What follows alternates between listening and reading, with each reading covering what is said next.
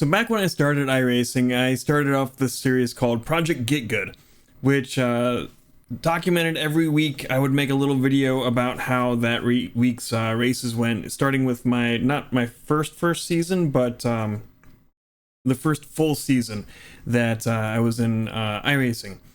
I'm going to do a series of these where I collect the full seasons, videos where I put them all together. And looking back at this first season, I was a lot more creative with my videos that I put together. I had a different background. I had a lav mic that did not have the same gain and sound output. I don't know. I was really bad at mixing sound at the beginning. I've tried to boost the sound levels, but there's some clipping. It doesn't sound the best. Bear with me. I tried to fix that a little bit making this video. We'll see if I succeeded. And then the racing has gotten. I'm quite a bit better than I was then. Watching the very first week of this back, and I didn't know how to trail brake. I kind of learn it by the end of the season, and things start getting better, and it's kind of amazing some of the revelations looking back at it's. You can cringe looking back at your past self. I was in better shape, but yeah, watching some of the racing is kind of painful at this point. But it's neat being able to go back and look at all those memories. So, what I have collected for you here is my first full season of iRacing. I also did some fun little skits at the end of the season. This was the first of those. Like I said, I'll put together more of these for these where I've got a full season worth of stuff when I was still doing this. But I hope you enjoy. If you would like this kind of stuff, I don't know if I'll start doing it again, but if you like the channel, hit the subscribe button. It helps out a ton. Thumbs up if you liked it, thumbs down if you didn't. And here we'll go with full season's worth of stuff.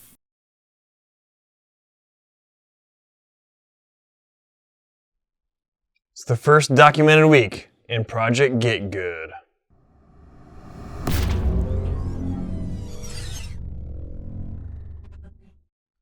A few terms you'll need to know if you want to follow along on this journey as I try and get better at iRacing. One is iRating, two is strength of field. So your driver's iRating is how good they are, theoretically. You gain and lose iRating depending on where you place in the race.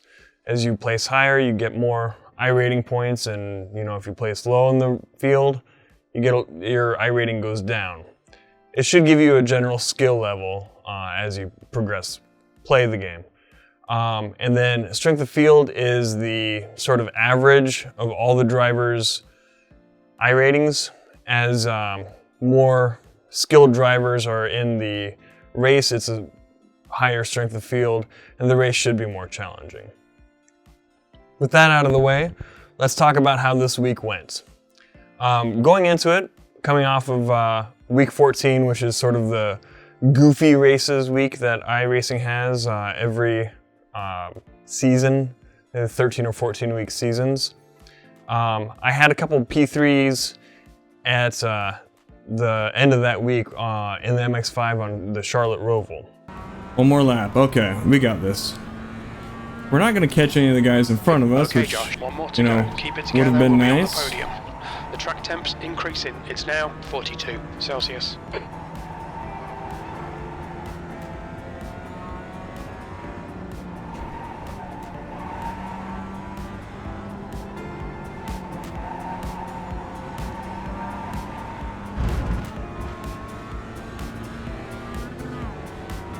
They were just way too far away, but we'll keep third place.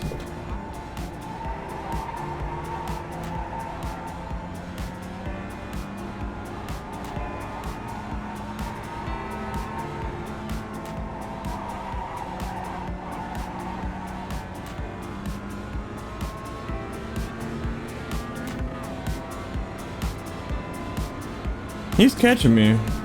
Oh, maybe he's not. Okay.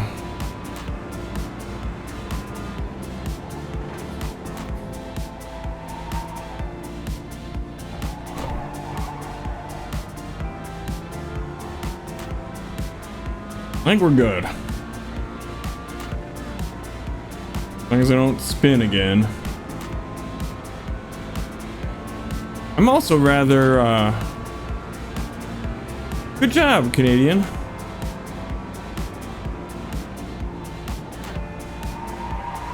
Nope. False. 2 minutes to go, 2 minutes. Well done, decent drive. I got third again. So.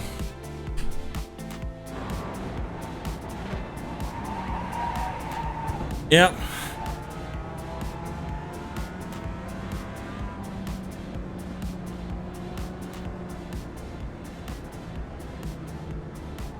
So, the P3 man is out. Yeah. Those P3s were all well and good, but we're concentrating on the Audi TCRs this season, and the first week's races were at Lime Rock. So we jumped into practice, and one of my viewers, Mr. Random, told me what times he was getting there with 58 seconds, and right into practice I was getting 1 minute time, so I was feeling pretty good. We did, however, discover a rather substantial potential road hazard. The TC.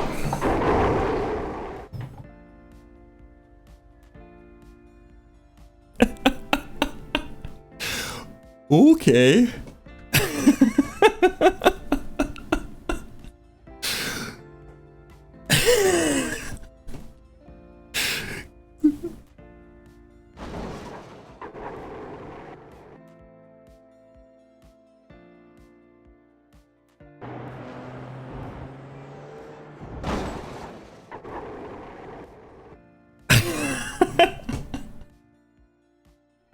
So, still feeling good, we go into Monday, where my first race didn't get off to the best start. I got crashed off the course, and then later on, I crashed myself off the course.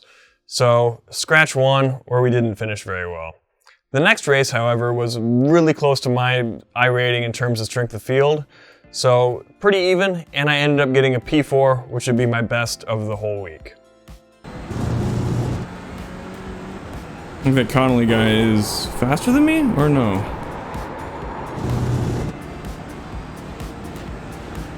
Car right, heads up, there's a car rejoining. Yes, faster. Right side's clear.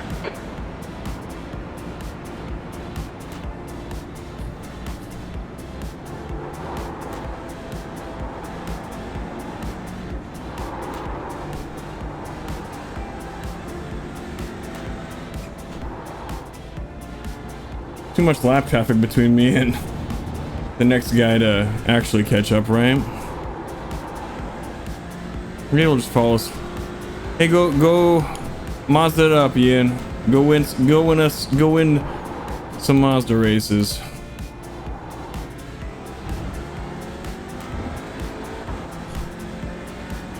There you go. Wait, is the Mazda on the Nordschleife?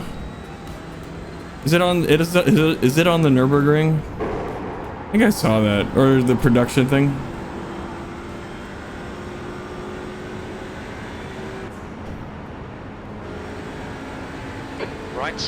Right side's clear. P4, that's the end of the race. Never mind.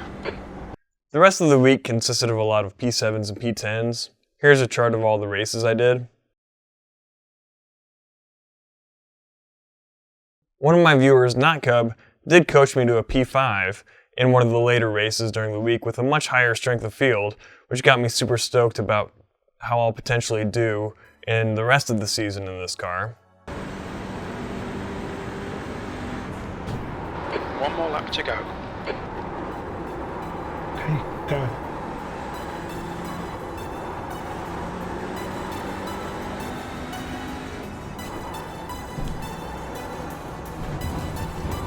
Where I can get around this guy at? P5.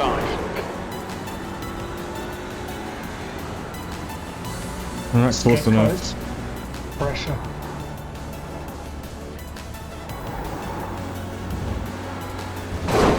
Ah.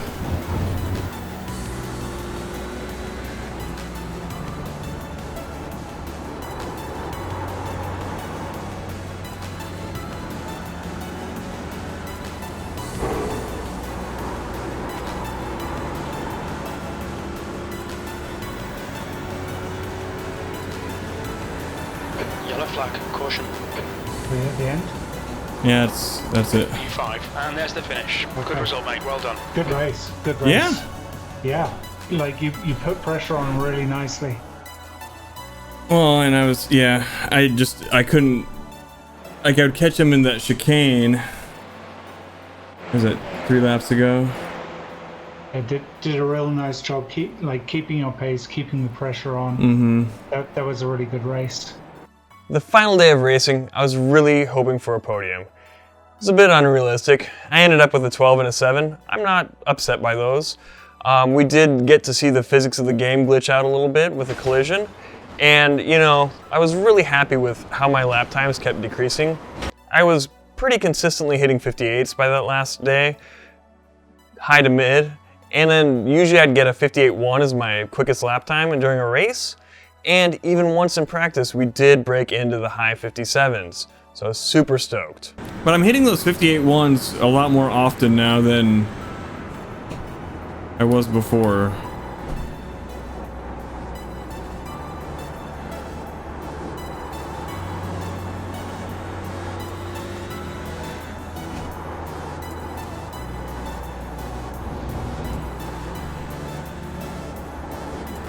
Your quickest overall.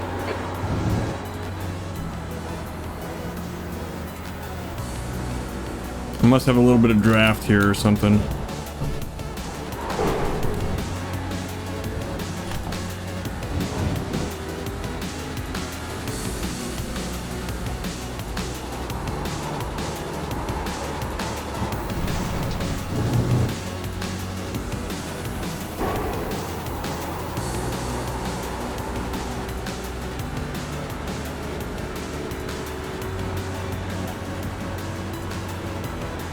Hey! Woohoo! That was 58.00. Next week takes us to Laguna Seca, a track I've driven much less in iRacing than I have Lime Rock Park. If you want to join along in the journey, hit the subscribe button down below. To join us live, head on over to twitch.tv/thepiltdownman and hit the follow button there. Till next time, I don't know why I'm shrugging. There's probably some videos over here you could click, and I really need to work on an outro. Any suggestions? There's a comment section down below here.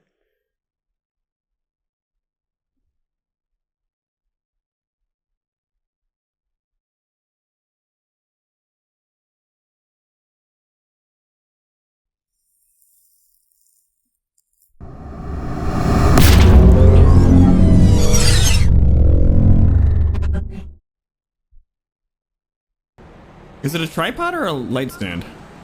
Clear left. Oh, oh, oh! Ah! Is 41. Alright, there's plenty of cars in front of me to Josh, screw you up. ready? And that guy has to go pit now. Go, go, go. 15 minutes left. That's 15 minutes. Hello. Maybe there are more cars out ahead of him. Right side's clear. Clear left. Car right. Clear right. Clear left. Yep. Knew it On was your gonna left. happen. Yellow flag. Keep your wits about you, mate. No, no, no. Oh man, we had a bit of a crashy week. So, our starts on Laguna Seca were, as you saw, maybe not the cleanest. I think through mostly not our own doing. It's not my favorite track in the world, but over the course of the week we did improve. We went from a 139.5 to a 136.5, which is, 3 seconds over the course of the week, which is not bad. Placement-wise, we were around 10s most of the races. Here's a chart for the ones that we did throughout the week. Laguna Seca to me is an example of aspect of developing a skill that I think is important. Laguna Seca is not a track I particularly enjoy driving at this moment, but in developing a skill you have to work on the aspects that you don't enjoy, not just the ones that you do. To use weightlifting as a metaphor here, you can't just work on the lifts that you like. Otherwise, you won't get stronger. You have to work on the ones that you don't like, because those are probably where you're the weakest. I'm weak at Laguna Seca. So, in order to improve my overall driving, working on this track and getting better at it should have that effect. Fingers crossed. We'll see some improvement in my driving at other tracks. And we did have a nice race on Friday where we placed 6th, and we'll show that to you here. The track temp is 41. Oh, Celsius. somebody's gonna have Okay, a... Josh, stay calm, focus. Somebody's gonna have to go to the pits. 15 minutes remaining, 15 minutes to go. That was a really crap launch on my part.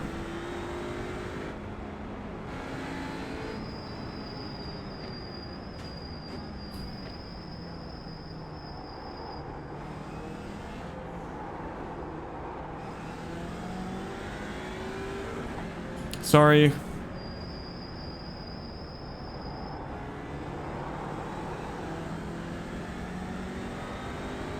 Nearly drove Moose off the track.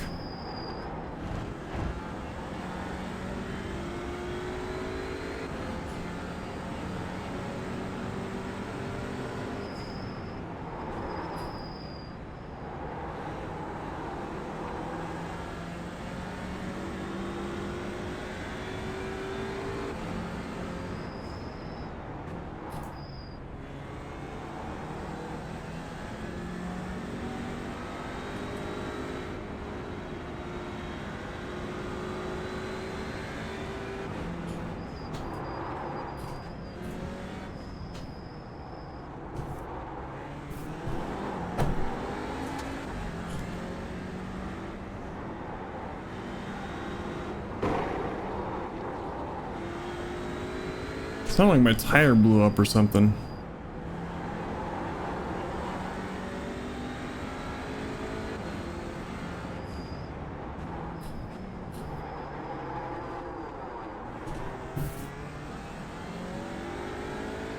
Right side, clear right.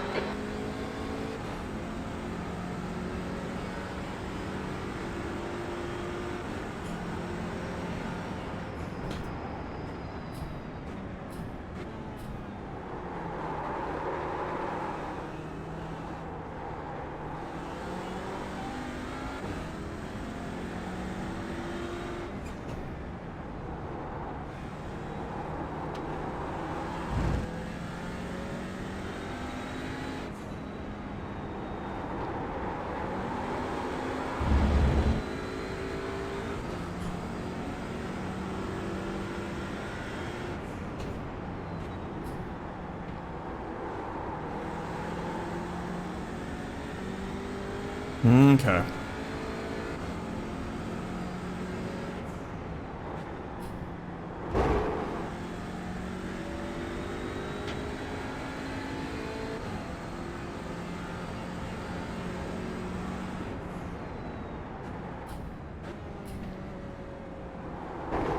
Nope, nope, nope, nope, nope, nope, nope, nope.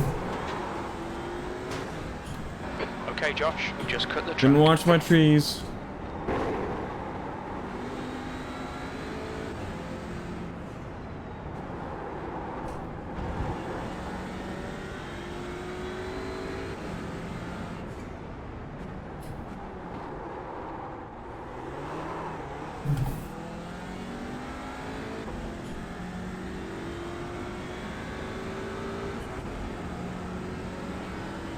Right, the guy ahead of us is Will, P5.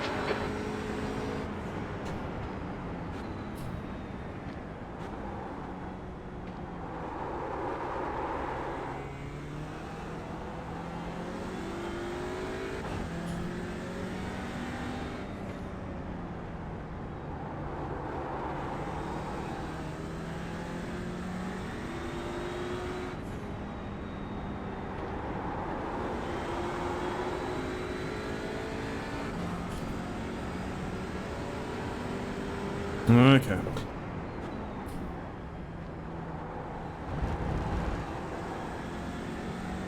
Why does other guys like turn in way later than I do? I wonder. Well, don't need a monkey with the line at this point.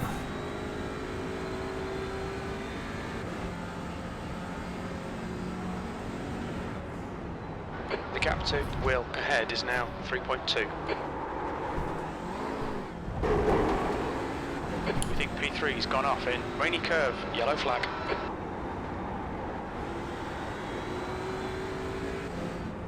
Hello.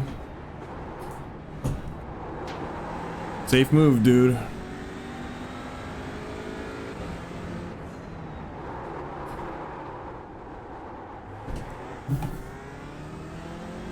Okay, Josh, 10 minutes to go. That's 10 minutes left. Stay on it. Keep digging.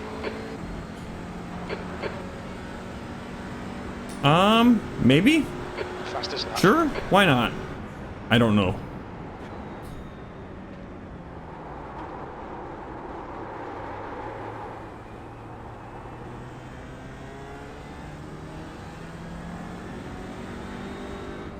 Should have been in third for that, but it worked out okay.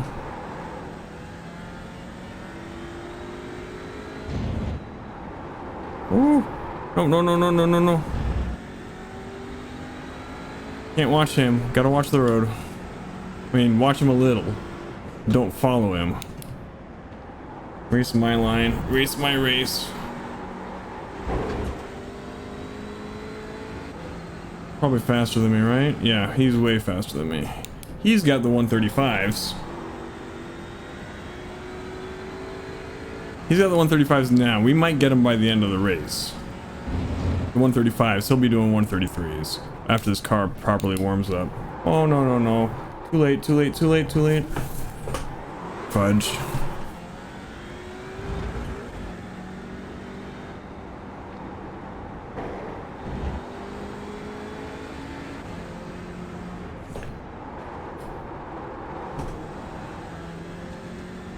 There was a lot of time we lost.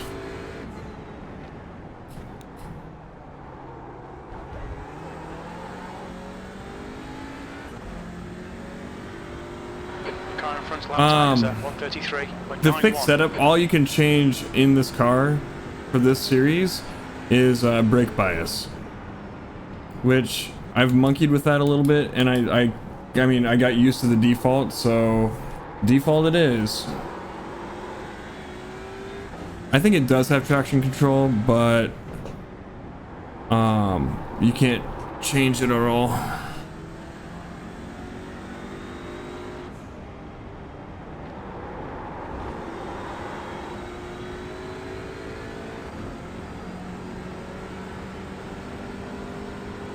Is Dennis faster than me and just goofed up, or am I faster than Dennis? He hasn't completed a clean lap yet. Halfway home, got plenty of fuel. Yeah. Thanks for the warning.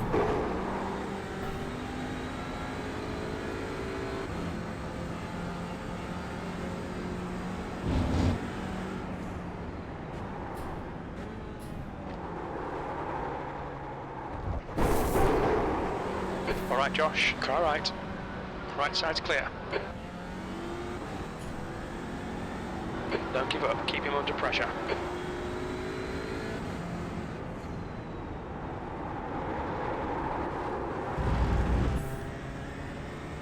I need to hit the corkscrew better. That's... the way I've been doing it is not gonna cut it. Yeah, I think we got past Dennis when he screwed up on a corner or something. He's still not done a clean lap. 6th place. I think Dennis has been hitting the sauce. Oops.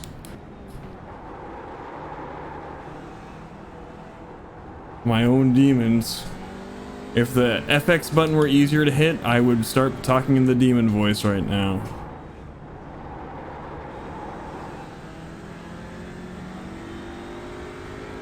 I think that's a Star Wars reference, though.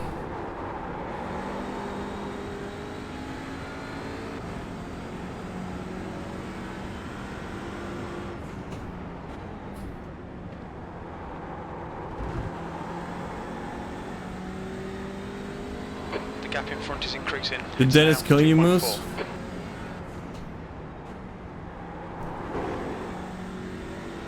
Are you just that good at typing?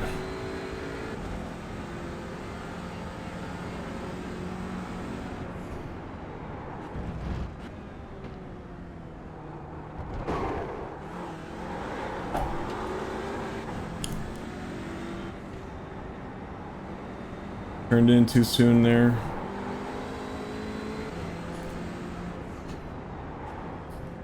There's an incident in corkscrew.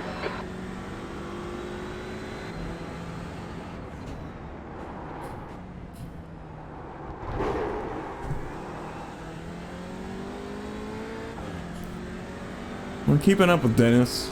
Alright, Josh, 5 minutes to go. 5 minutes Ish. left. We're at 6. Sector 2 is 1.4 seconds off the pace. I would like that P5, Dennis. We would greatly appreciate getting it back, but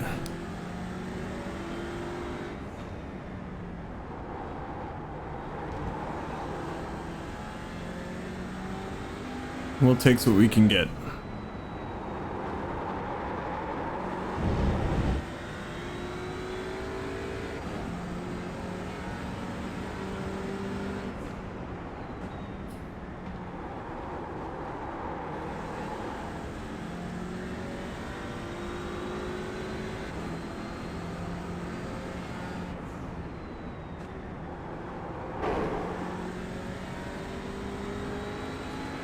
Alright, we're 11 seconds ahead of the guy behind us, so barring any horrible mistakes, which, you know, were what allowed Dennis to catch us in the first place.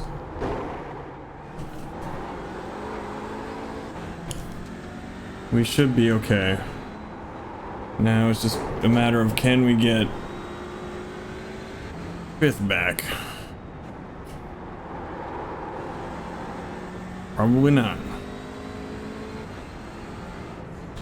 But we're gonna try.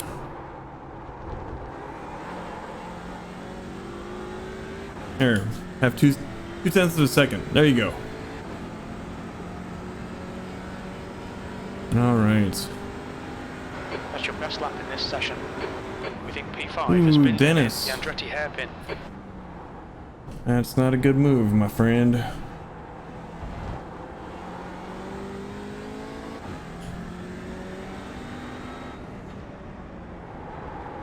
This makes the cut for the video. We'll have to get some Always Sunny in Philadelphia clips, right? Ooh, we don't want 5th gear there. Fudge.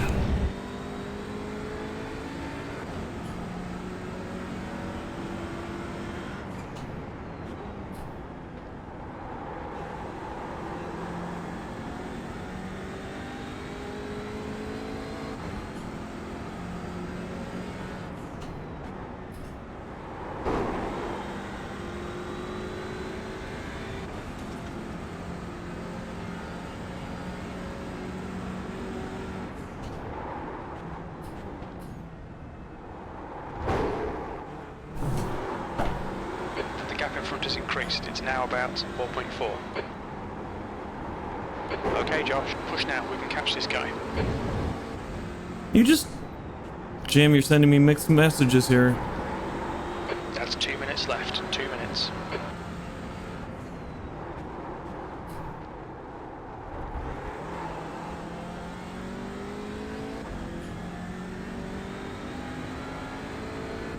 I don't know if we've got enough track left to catch Dennis, although we can put some P6, pressure sector on him. 1 is 1.4 seconds seems- off the pace. Oh.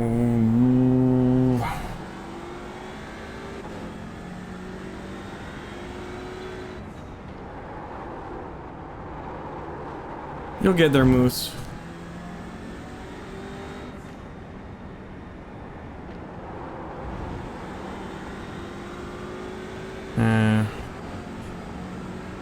Oh. Sorry, man.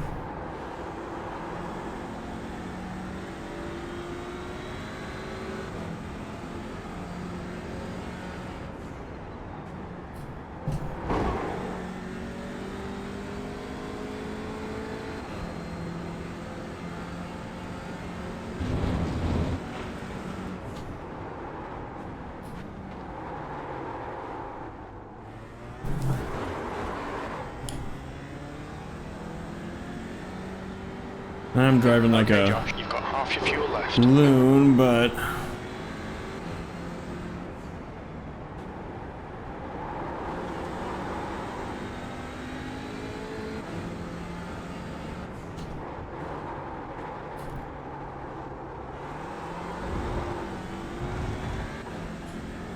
Got on it too soon.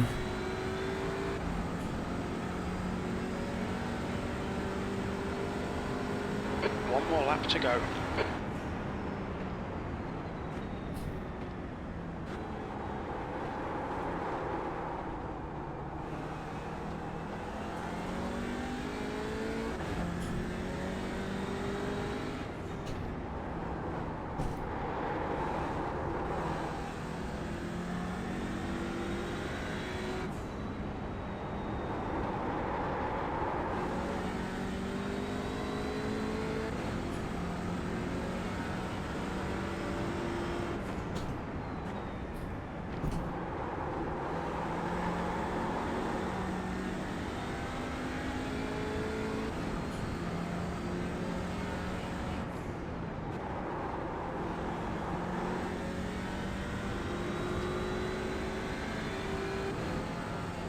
Well,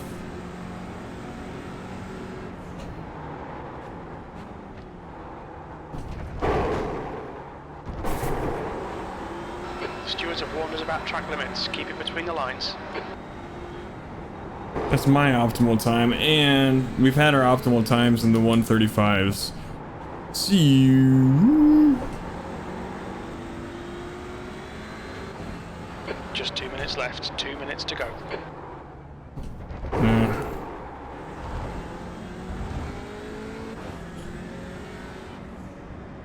Come on, clear, clear, clear. P3 has binned it in turn 3. It's the race, P6, right? That's the end of the race. We'll get him Yeah. next time. Yeah, that's the end of the race, so... I'm still adjusting the format of this series. Let me know if you liked the previous weeks better or this one where I've showed the whole race. Next week takes us to Oulton Park. As always, if you'd like to follow along on the journey, hit the subscribe button on YouTube. Head on over to twitch.tv and press the follow button there if you want to join us live. And then here are a couple more videos where YouTube will suggest something that it thinks you might like. Till next time.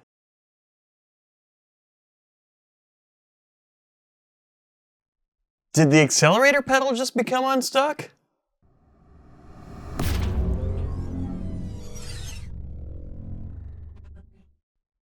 I mean, we did a lot better this week. For comparison's sake, first week at Lime Rock, we averaged a 7th place start and an 8th place finish. Laguna, 9th start, 10th finish. This week, averaged a 5th place start with a 7th place finish. Not like #1 territory, but hey, that's a lot better. It felt great. Also, you know, we had a lot more podiums this week. Heck, we had podiums this week. Here, check out the results.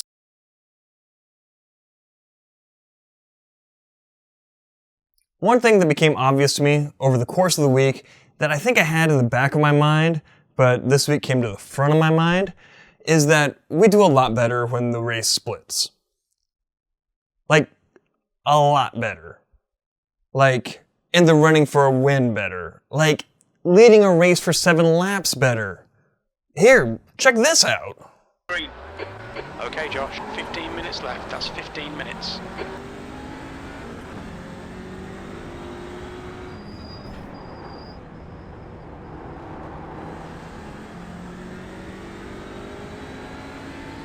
Man, okay.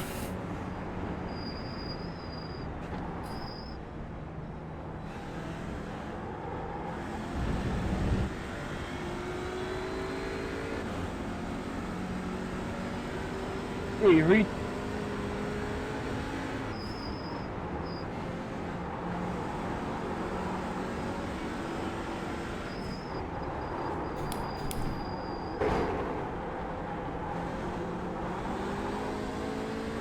I think there was a start. Well crash done. back there. I'm not gonna like super duper worry about it. We're just gonna take off and say, see ya. Hopefully not crash ourselves. So we're gonna be a little conservative on our first lap while our tires get warmed up.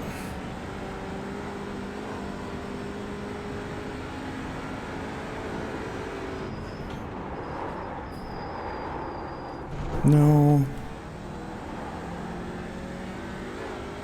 I was a little not conservative enough. He's gonna come.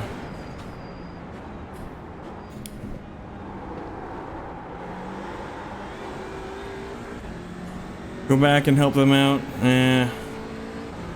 Give him the options. Why did Wayne? Okay, I don't know what happened there, but I'm not gonna question it. Now in the lead.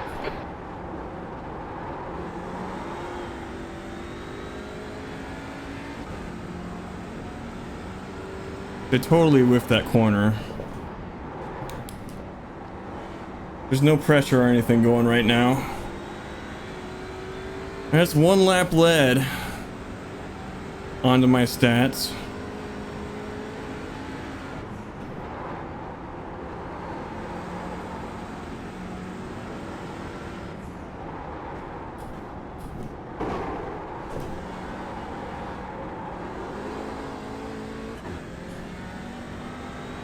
Yeah, I gotta take it easy. That's the hard part, right? I don't know how much faster Wayne is than me.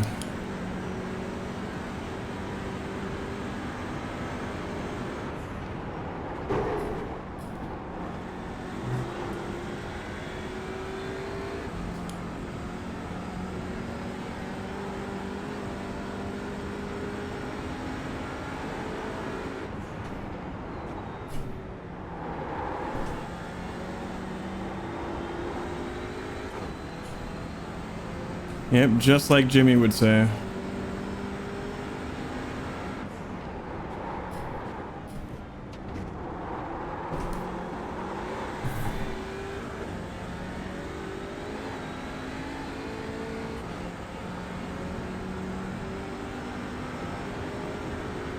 That was a 139.35.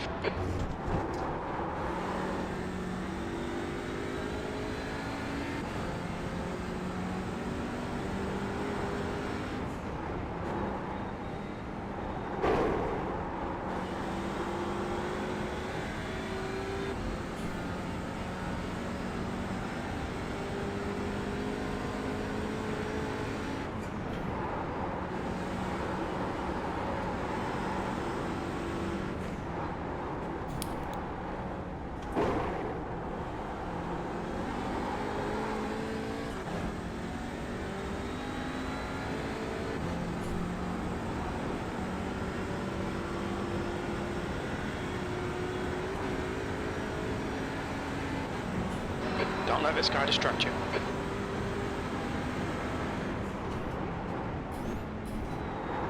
No, no, no, no.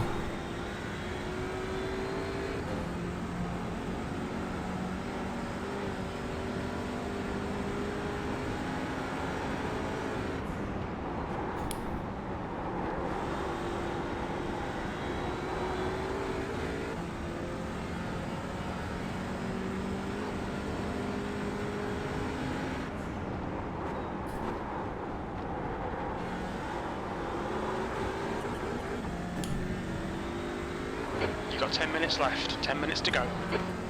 The gap to Lancaster behind is now 1.0. Alright Josh, we're matching race pace. That's a new fastest lap for Santos, 138.07.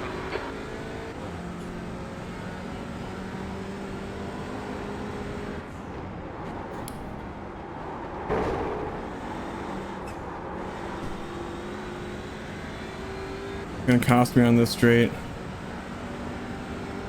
Dude, you're not gonna make it.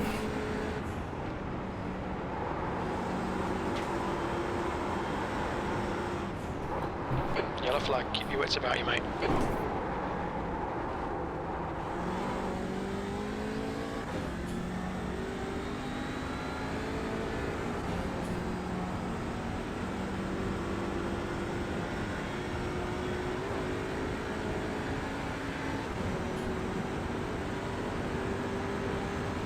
Okay.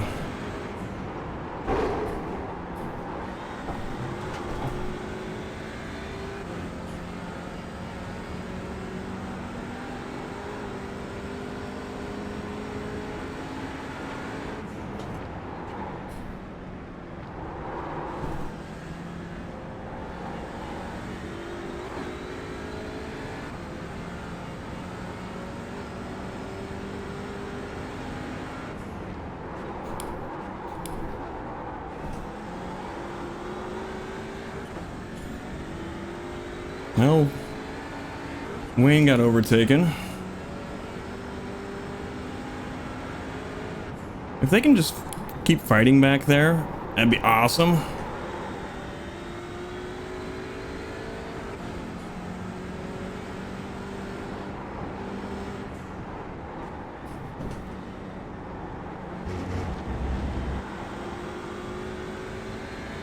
Yeah. Pelican, you got it. That's what we're going for. That's what we hope. You're leading.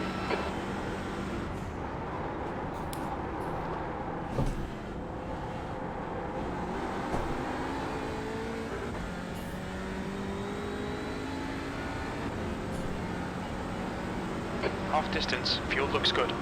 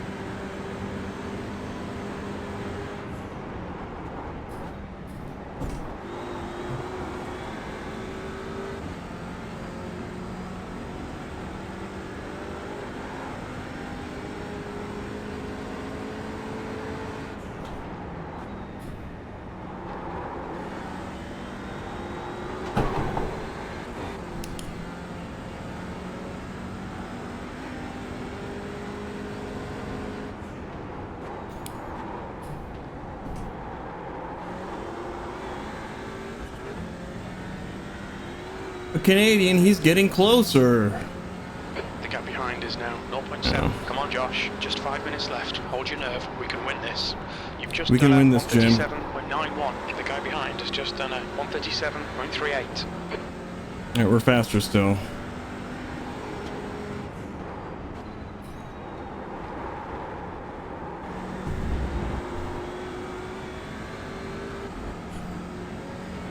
I don't have to have perfect corners, I just have to have better corners.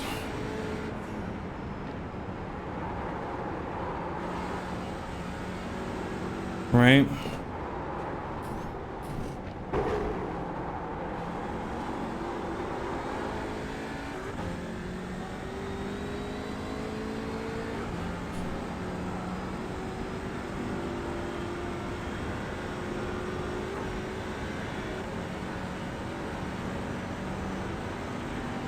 Yeah.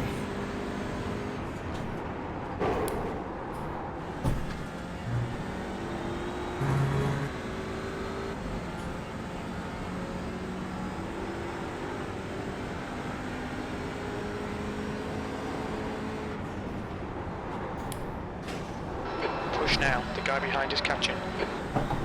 The guy behind went into a wall. And a new guy behind.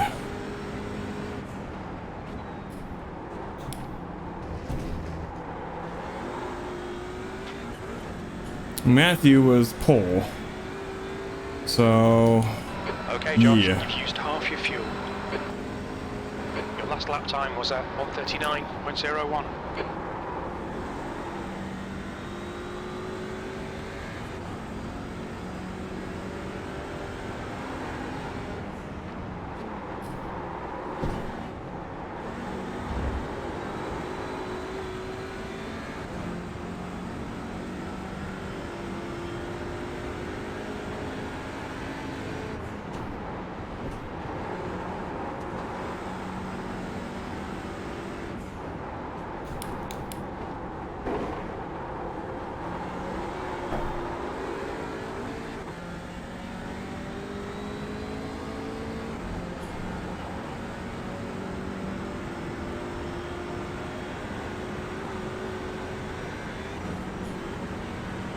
Car right.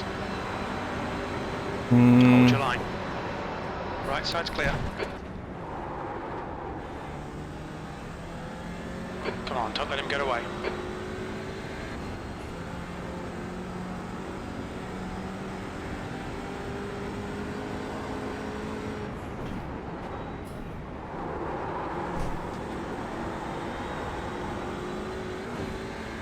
Two minutes to go, 2 minutes. Got 10 minutes of fuel remaining.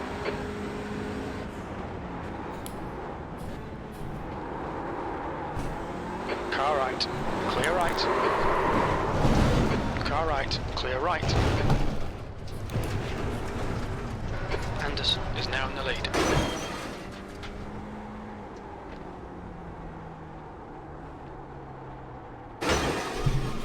What's your speed limit in the pits? Pit lane speed limit is 50 kilometers per hour.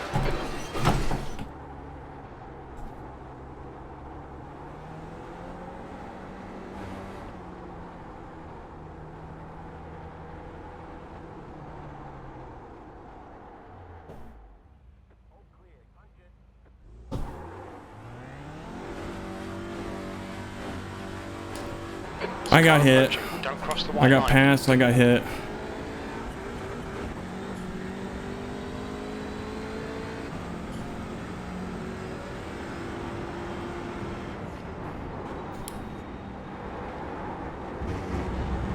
But, you know, I led the race for 90% of it, maybe.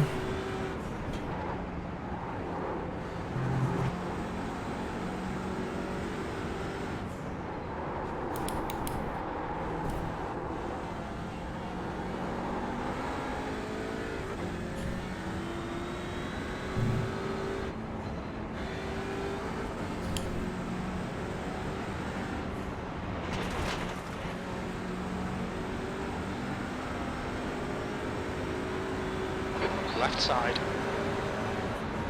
Clear left. Come on, Josh. Good stuff. Keep it coming. Fastest lap for Anderson. 1:36.67. We'll take a look at it.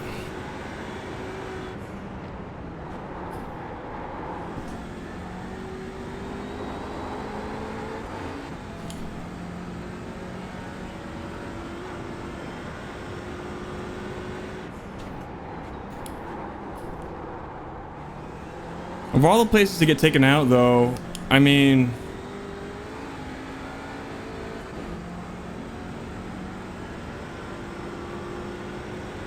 P5. One more lap to go.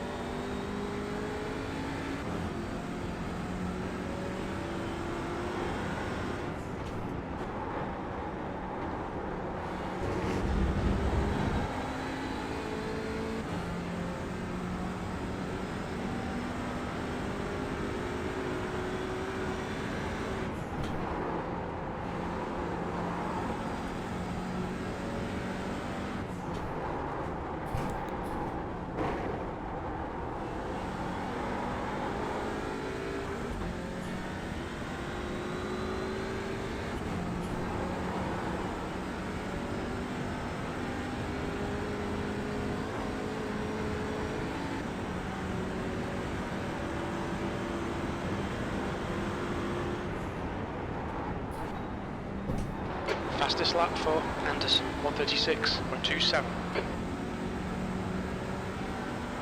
Lancaster is leading the race.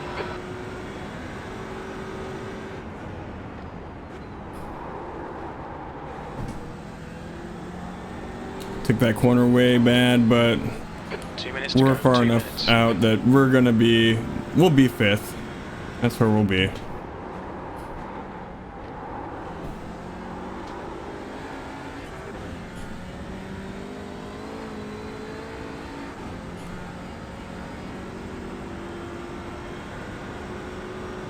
P5, there's the checkered flag.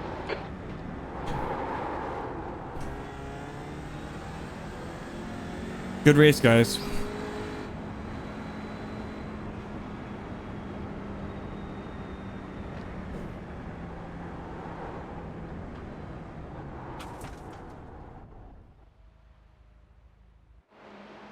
Which brings me to what I think is probably my second big realization of the week. That's that I need to work on my focus and keeping cool. Like during these 15-minute sprint races, at some point around the 12-minute mark usually, I have a tendency to lose my cool and kind of choke. Like this.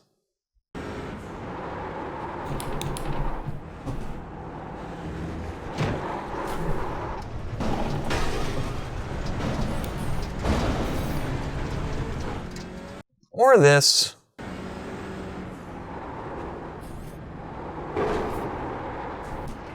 No! Come on. Really, Josh? Perhaps even this. This guy's gonna go off in this corner. And I'm gonna follow him because Just 2 I'm a minutes left, Pringle. 2 minutes to go. With that in mind, we got 2 P2s and a P3. Which got me, I'm so excited. We got our times down from a 141.8 to a 137.3. Granted, we were a couple seconds short of the top split guys, but those top times for us got a lot more consistent as we learned the track. And we're just gonna have to wait till next week at Okayama Short to be able to work on our general speediness, I suppose you'd call it. If you want to follow along with our progress, hit the subscribe button down below, hit the bell, head on over to twitch.tv/thepiltdownman where you can follow along live. Until then, YouTube has some videos that you may enjoy. Until next time, stay frosty, speed racers. Hey Siri, remind me to come up with a better sign-off line. All right, I've added it to reminders. Bye.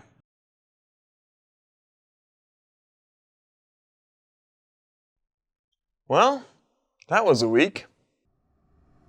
I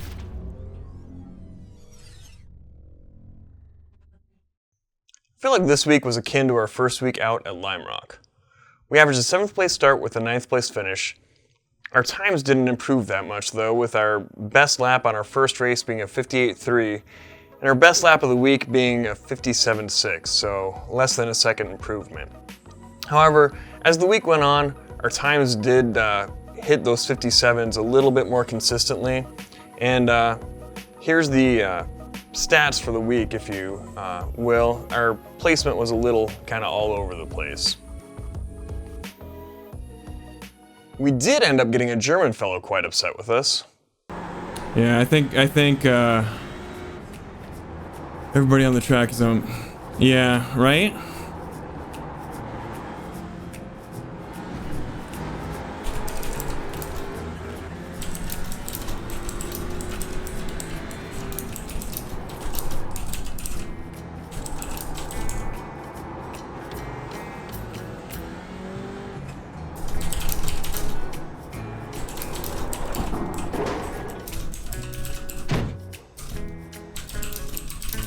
Dude, it was a racing incident. Look the replay. You do the mistake and he gets his opportunity and you just move right into him. It was a racing incident.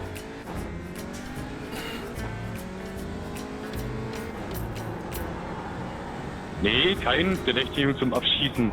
Gar nicht, aber ihr habt beide halt zugemacht und das war das Problem. I think we ought to save this, right?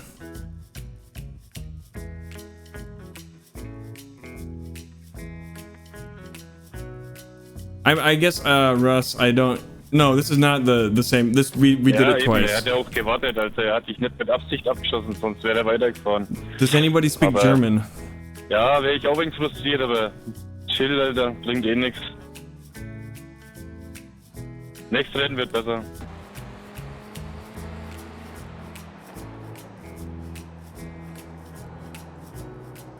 Was this in some other stream as well?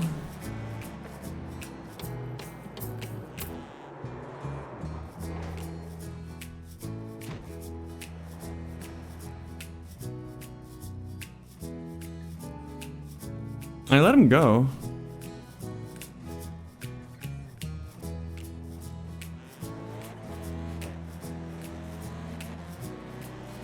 Yeah.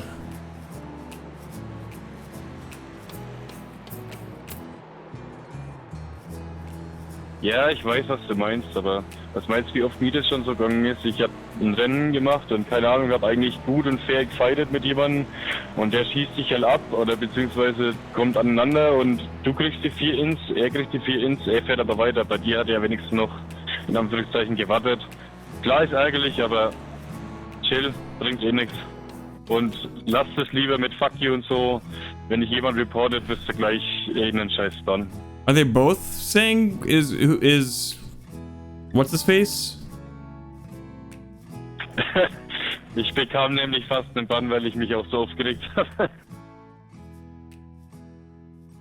Oh.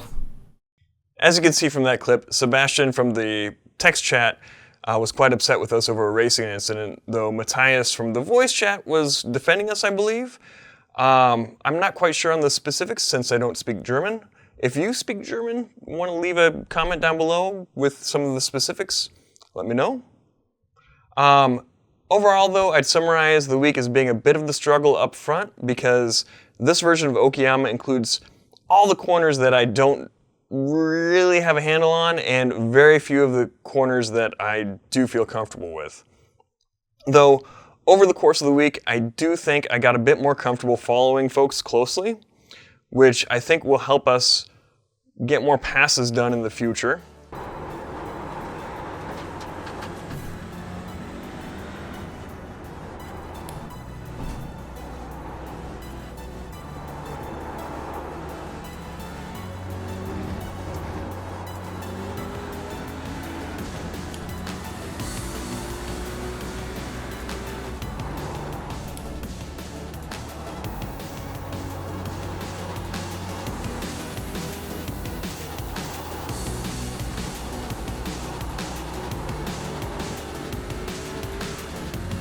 Fastest lap for Romero, 57.54.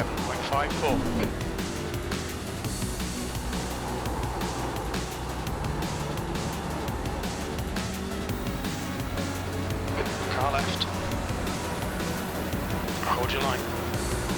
Clear left. Come on, Josh. Good stuff. Keep it coming. The guy behind's reeling you in. The gap's now 0.20. V6. That lap time was 59.05. There were also a few times where I had a car in front of me and a car behind me, and I was doing my best to hold my own. And I thought these cars were faster than I was. So I was surprised when I noticed that, yes, they were faster than I'm used to going, and I was keeping my pace, at least for a little while. Off the pace. That's good consistency. Yeah. Keep it up. We're at least being consistent, right?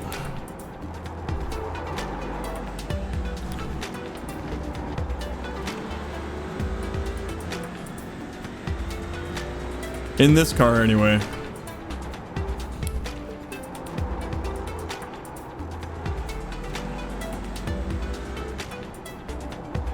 Put me in much of anything else, and I don't think I'd have such a good time.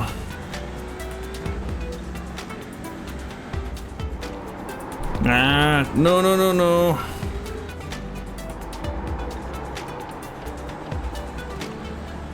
It's gonna cost us.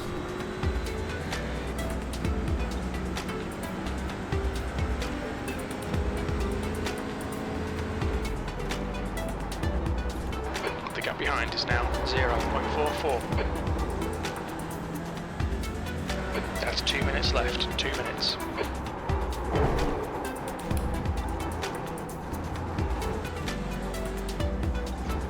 What's up, Flip?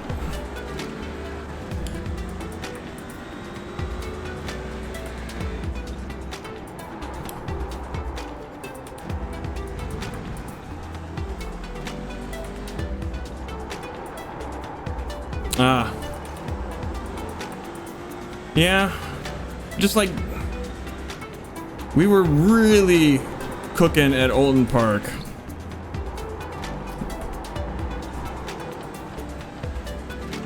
Like we were getting overtakes not on lapped cars, but on cars in our lap. Maybe we can get there by Friday. I don't know, or Saturday. I think I'm taking that corner too shallow. And I went too fast there, and we're gonna have...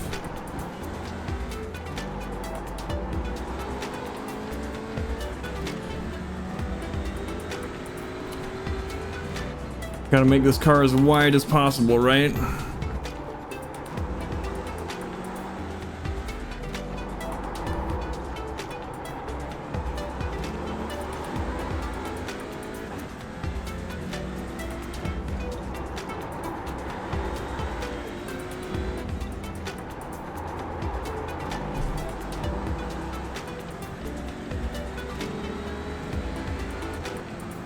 It's more about defending than anything else at this point. I'm not gonna catch those guys in front. One more lap to go.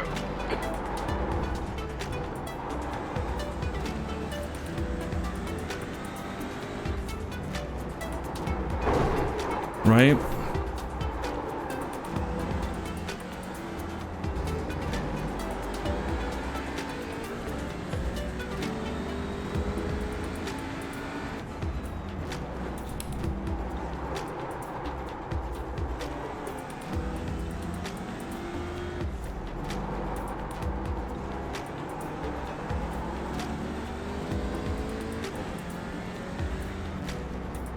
Alright Josh, you've used half your fuel.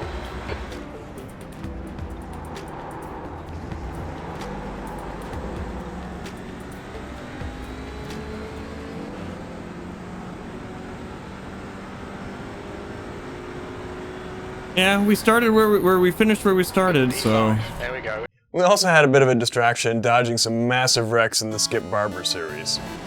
Oh, Is now in the lead. Yellow flag, Yeah, watch out. Woo!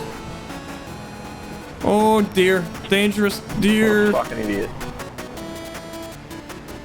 What the hell? All in all, I'd call it a solid week. We had some good battles, but it was pointed out to me in the chat that if I really want to accelerate my skill development, I should do a lot of more studying and practice rather than just race. This is a good assessment, but I'm not really sure how to work that into the scheduling. So we'll see what I can do about that. Next week will take us to Brands Hatch, a track I've only driven about 3 times. Looking at it though, and with those little 3 laps or 3 races of experience, I'm hoping for a little repeat of how we did at Olden Park. We'll see.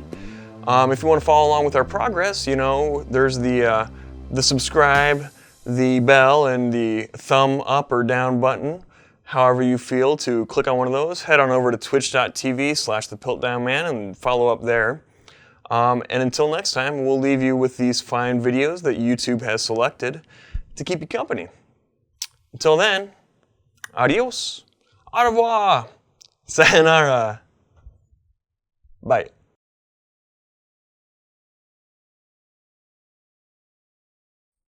Really happy with the practice this week. The results?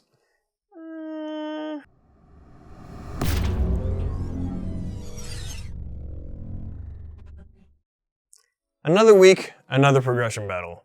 This week, our average start was 5th, and our average finish was 7th. Which brings our series average up to starting 7th and finishing 8th, which, you know, is an improvement. Though I think a lot of that may be due to the lack of participation this week, which we'll get to later on in the video. But for now, here are the results for you to peruse. We started this week with a best lap of just under 138. We brought that down to just under 136 in a practice and just above it in a race.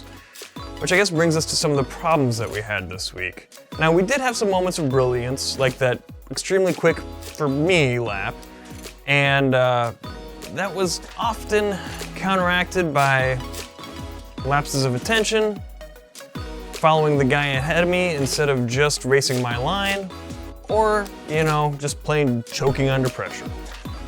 Now, Brands Hatch is a very difficult but rewarding track, at least that's how I'd describe it. It starts off with turn 1 being a hard right-hander with a huge elevation change. Now, I'd take this, one of two things would happen. One, I'd just pray I didn't go off track and carry as much speed as I could through the corner. The lap time was at 136.29.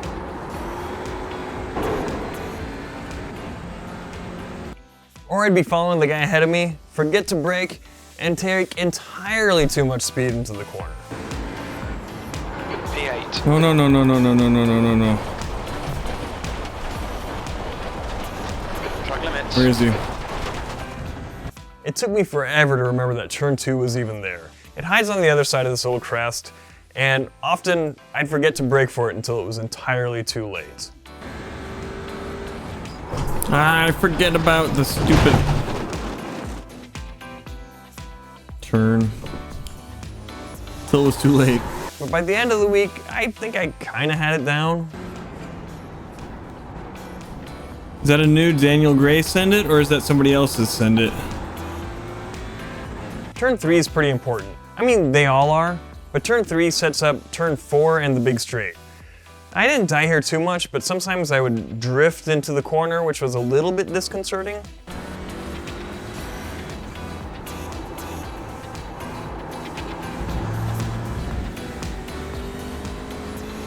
At turn 4, I don't think I ever really died on, but I also don't think I ever really got my turn in, braking, or acceleration points down. And it's super important, as a good runoff here gives you all your speed for the biggest straight line section. We got competing send-its.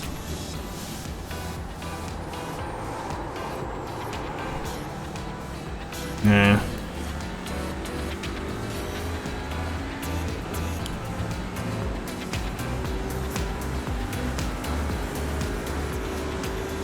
And turns 5 and 6, I do think I really got down.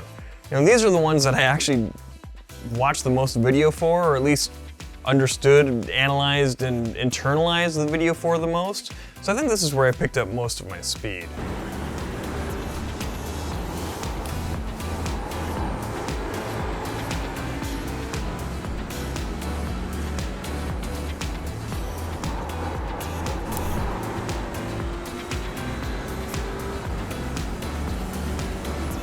Now, turn 7 can be super fun if you hit it correctly.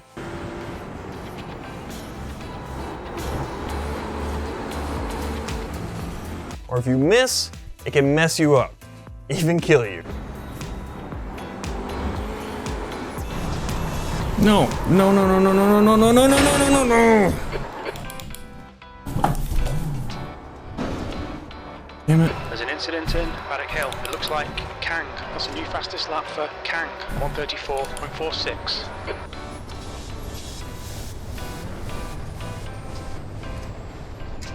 Now, turn 8, I don't think ever really killed me, but it can mess you up pretty hard if you miss it.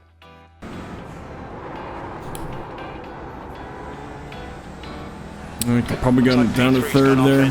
But when you take it correctly, it's sublime.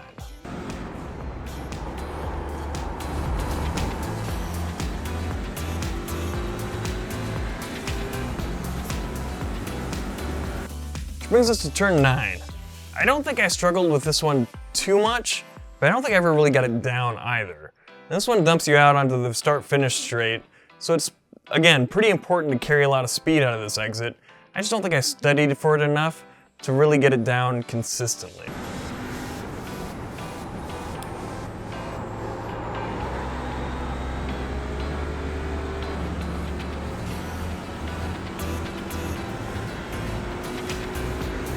Angry Man Beer. Oh, hoo, hoo, hoo, hoo. Lap time was at 135.91. 135. All right. The lack of split this week meant a couple things. One, there were going to be fast guys who are bound to be ahead of us. Two, there are going to be fewer slow guys on the track for us to be ahead of. Now, I think about midweek was when we were doing our best. We'd gained a little bit of speed, but I wasn't pushing so hard that I made silly errors.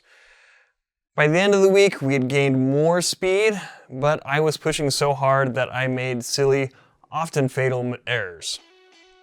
Now, we're going to take a couple lessons from this week into next week at Road Atlanta. One, we're going to watch tape of fast guys taking the most important, hardest corners. This really helped us out a lot at Brands Hatch, and we're going to carry that into next week at Road Atlanta. Two, we're going to get more time under pressure. That'll allow us to absorb it a little bit better, and that's one of our biggest areas that we need to improve in. So, I think by the end of the week we'll be able to get it. Road Atlanta is a tricky track, at least from my little experience that I've had at it. So in order to follow along on our journey of gaining speed and skill, click the subscribe button, hit that bell, head on over to twitch.tv/thepiltdownman to follow us along live, follow along with us live even. And until next time, for your viewing pleasure, here are a couple videos that YouTube would like you to watch. Don't let YouTube down.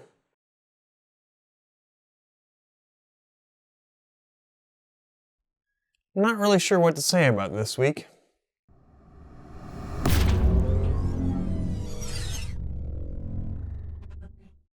So the parts of Road Atlanta that I thought would be tricky didn't end up being as tricky as I thought they'd be, and the parts that I wasn't worried about, turns out, should have been worrying about them. Overall though, we did bring our times down from a 1:33.660 to a 1:31.923. We had an average start of 10th and an average finish of 9th, which I think is the first time we've had an average finish higher than our average start, which I'm not sure what that means. Overall, our series averages didn't change. It's still an average start of 7th and an average finish of 8th. Now here's the stats for you to peruse. I've struggled a bit with what I want to say about this week's races. Now, we still didn't have very populated races. They were a little bit more populated than they were last week at Brands Hatch. We never got a split, but I'd say that most of our races were at least 3/4 of the way full. Our iRating dipped a little bit in the middle of the week, but it stayed about the same. iRating being the numerical value that iRacing gives your skill level based on where you place in the races that you participate in. So I guess let's just talk about what our goals were coming out of last week and how well we did at accomplishing them. The first thing that we wanted to do was watch more tape of fast people going fast and try and help that improve our time. Early on in the week, we took our little free snippet that VRS gives us to use their telemetry data, and we used that to analyze how we were going through the S's. We went from this. See, I'm too shy on that corner now that I've gone off track on it. Yeah, consistency, consistency, consistency.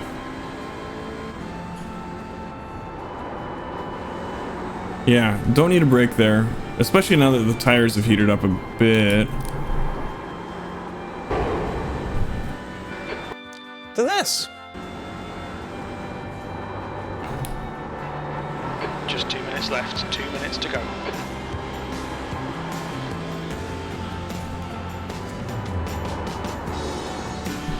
I'm not gonna get enough speed to actually... Holy crap. We did this pretty early on in the week, and I think it helped us out quite a bit. And we didn't extract all the time that we possibly could have out of this section, but like I said, we got a lot of speed compared to where we had been had we not watched any tape at all. In the second place, where we watched some video or a replay of a fast guy doing a lap during one of our races, was for the last chicane and big corner going into the start-finish straight. And he was doing like a 129 versus our 132 or so at the time. So, well, we went from this. Daniel, that's one of your better ones.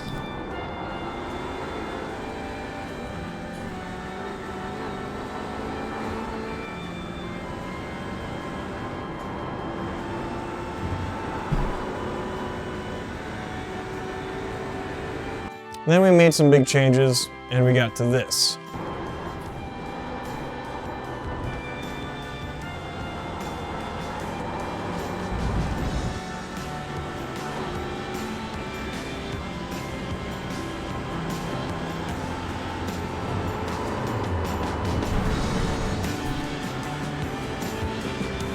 One more to go.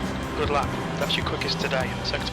So, as we were told, and suspected to be true, watching replays and tape and whatnot really does help out. So we're gonna make sure that we try and do more of that in the future. The other thing that we wanted to accomplish was getting more time under pressure so we don't choke quite so often. This I think we may have been a little less successful at. We still took way too much speed into turn 1 trying to catch up with other folks, and that resulted in situations like this one. 6th place. No, no, no, no, no.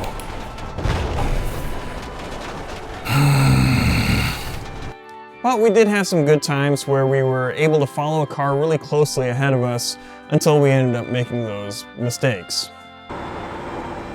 Hey, Boom. What up?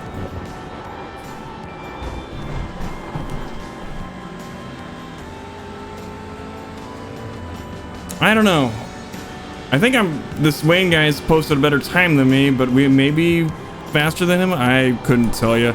Well, I got scared when a faster guy came up and he followed the faster guy up, and now I'm just goofing up all over the place. Along with the serious stuff, we did do some funsy stuff. We did a set of community races with Daniel Gray 10 and Stick Gaming 48, where I did manage to hold my own during the TCR race before I got completely annihilated in the other community races that we did. We also did a SimLab hour-long race with Canadian Banana and Disturbed Hero 47. Unfortunately, they both kind of had an incident with a driver who wasn't paying very much attention at all, which resulted in this.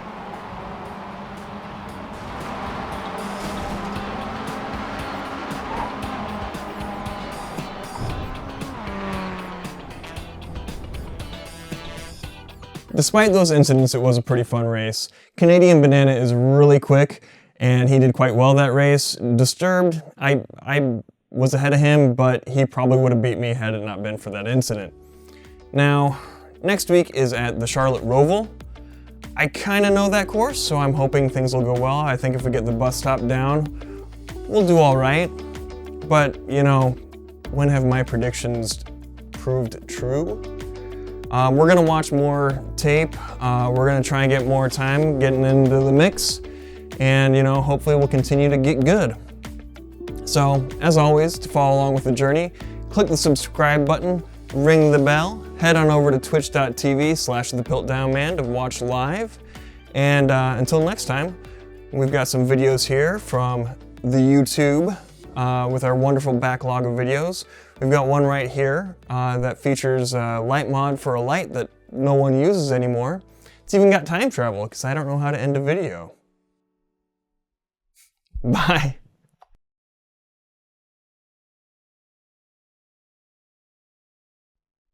R.I.P. Mr. Coney.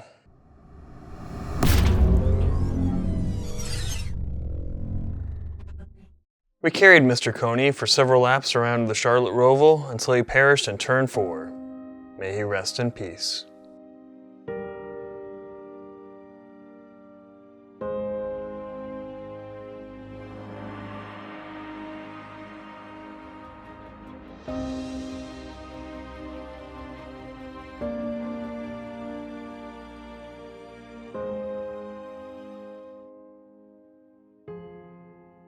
In other news, we got our times at the Charlotte Roval down from a 131.206 to a 128.431. Weekly stats, we started average at 8th and finished average of 7th, which is about the same as our series stats overall, so stats incoming? I don't know if we've reached a plateau or not.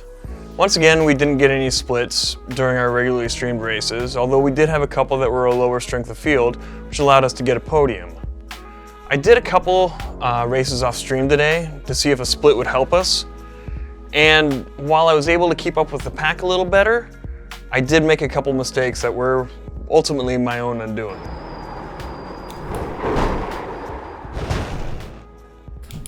That spin was one of the mistakes that I made during one of those races, and I managed to make that spin going to the bus stop more than once.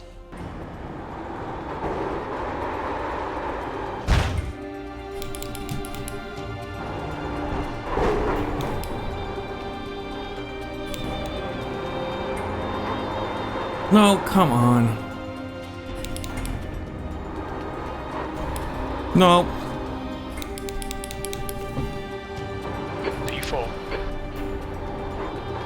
Nope, we did it again. Nope. I do think I did a little bit better in the second experimental race where I was able to keep up with the other cars a little bit more closely without choking quite so quickly. Although we did have this moment where a couple cars in front of us had their own little wreck and we got caught up in it.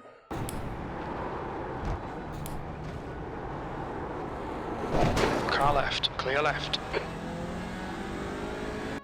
Then we had another little moment where I'm not quite sure what I was thinking, and I ended up hitting the wall and having to let the entire field by. 168.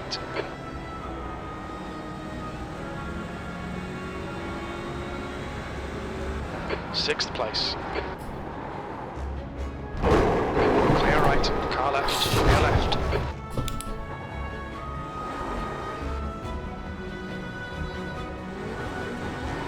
I did manage to make up a position later in that race, but I think it's largely because the guy just let me by.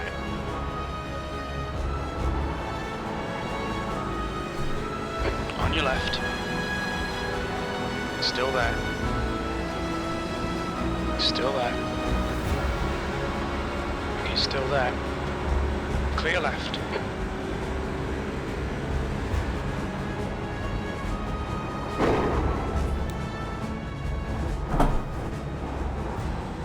We've had a cut warning. Keep it tidy, please, Josh. I think our best race of the week was the one where we got the podium. Chat was being super nice to me and telling me a good move on all the passes I made, which were mostly just other folks making mistakes. Left side. Clear left.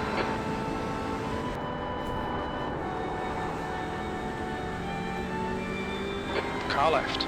Clear left.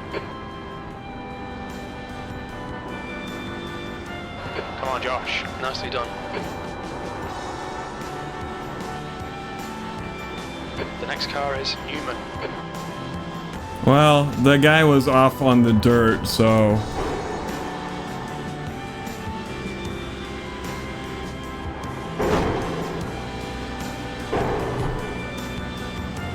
I don't know how that counted as contact, but...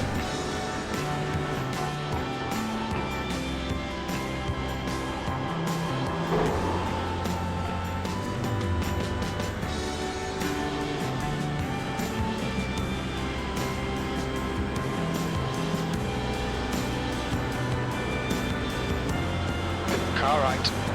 Right side's clear.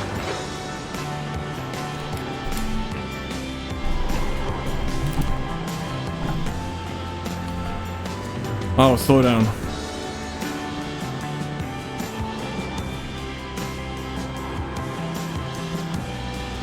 That always confuses me when somebody gets to slow down.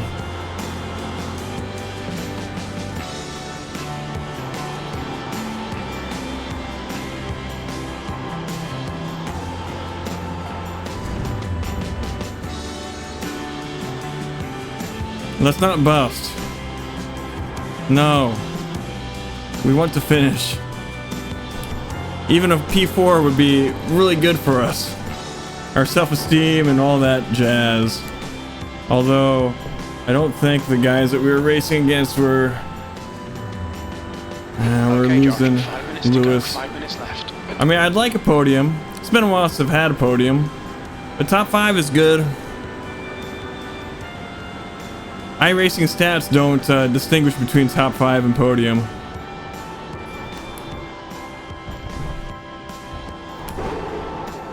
He did make a mistake. That's how we caught him. But we're making mistakes too. He got that slowdown.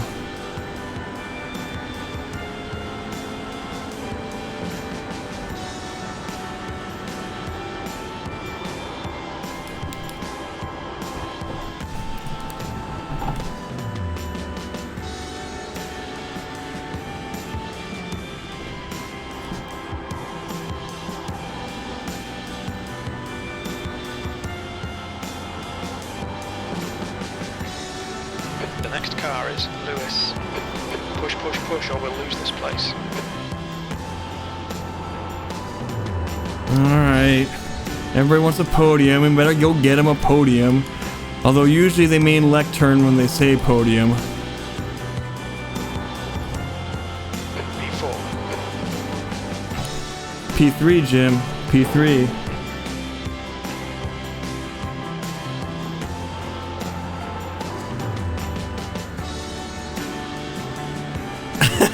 It's way too easy. Hopefully he doesn't. We gotta keep out ahead. That's the next problem.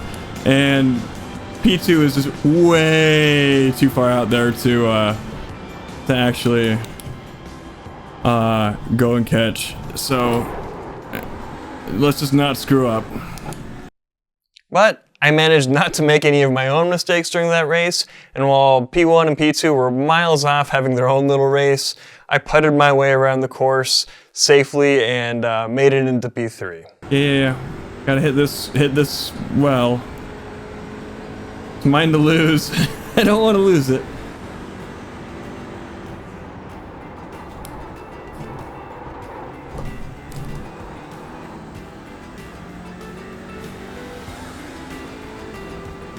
Nice one, Josh. Great drive. That's a podium. Alan, you had me worried there at the end. I'm not sure what to take away from this week. More practice, maybe? I do feel like I did a bit more goofing around than normal with a spec forward race, a rallycross race, a sim lab race, and some Audi time trials. You know, just stuff that wasn't focusing on the task at hand. Though I did watch a fair amount of video of folks going quickly at this course. I'm not sure how much it paid off. Well, next week will take us to Watkins Glen Cup course, and I have done a Skippy race here and a BMW GT4 race here, so I've got some familiarity somewhat recently, although I'm not sure how much dividends that has paid off so far this series. We'll have to see. And if you want to see, follow us along with our journey here. Click the subscribe button, ring the bell, and head on over to twitch.tv/thepiltdownman to follow along live. And until next time, we've got some videos over here to keep you tidied over. Something. One of those words is right. Until next time, bye.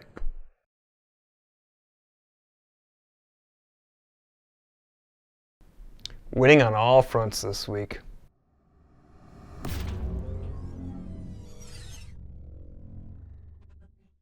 A lot of great stuff this week. First and foremost, we raised $600 for Children's Hospital through Extra Life Charity in our 24-hour stream. Huge thank you to everyone who donated.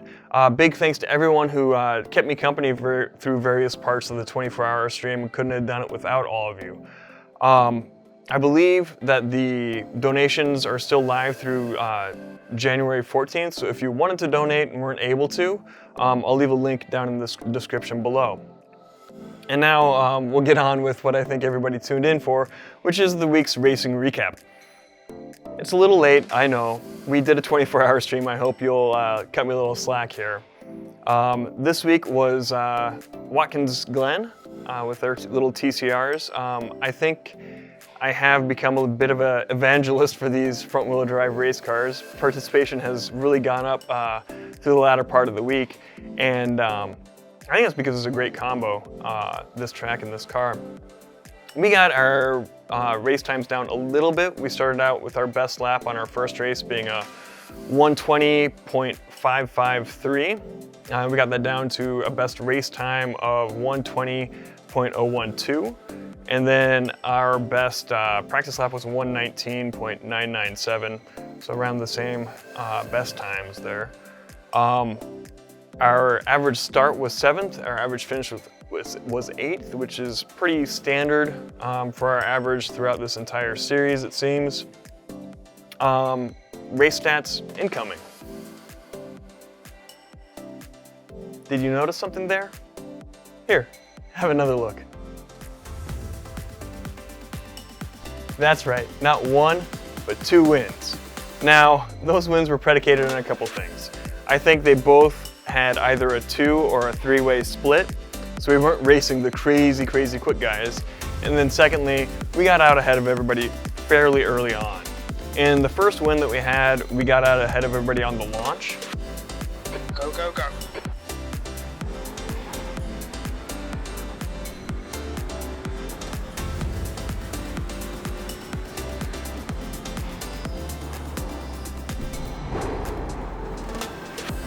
Yep.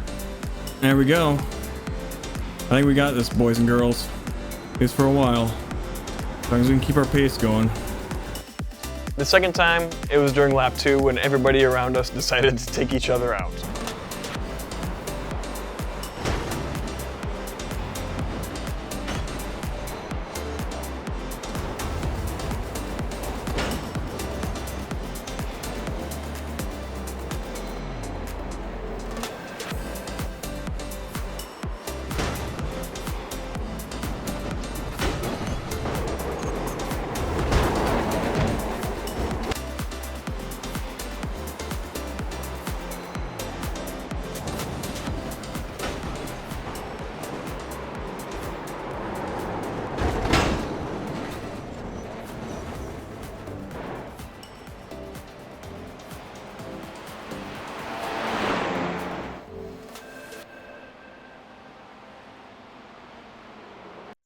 Now, in that second race, we were doing okay up until we got out ahead of everybody.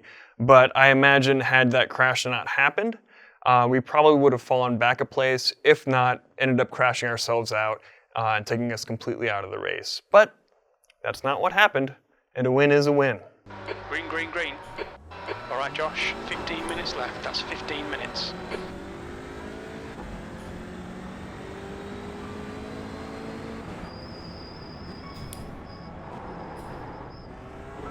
Gosh. You're in the middle, 3 wide, clear left.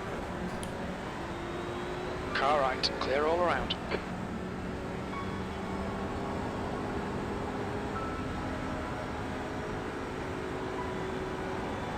I didn't see that number 4 car coming up on me.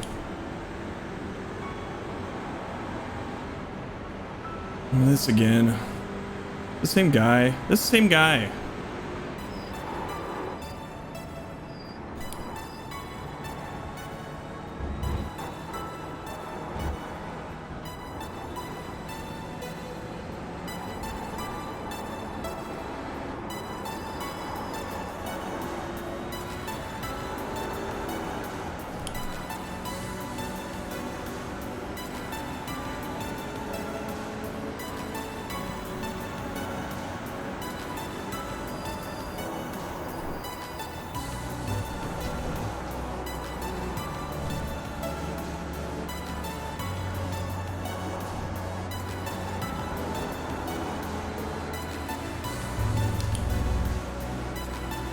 Where is Sergey in this race?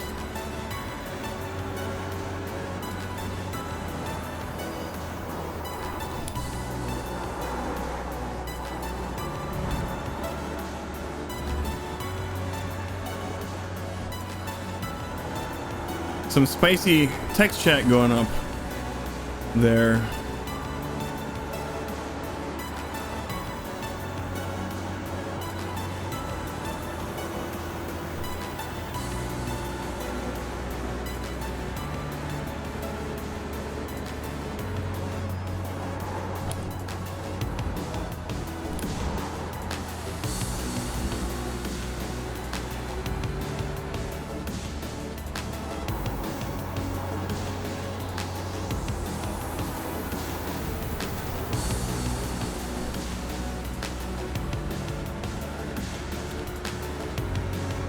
I don't know what happened to Timothy there. I hope I didn't netcode him.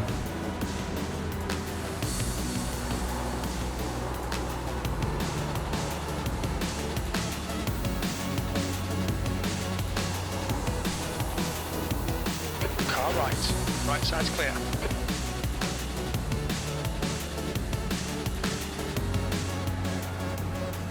Okay.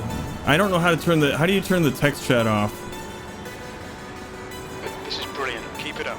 You're now in the lead. Sectors 1 and 2 are quick. Sector 3 is 0.6 off the pace.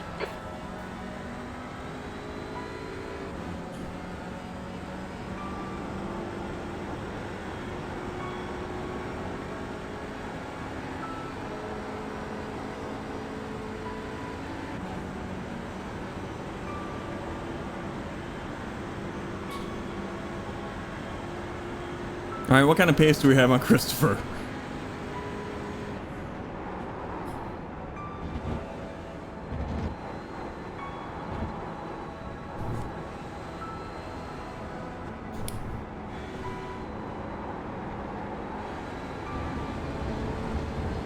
The gap behind is now 3.4 seconds.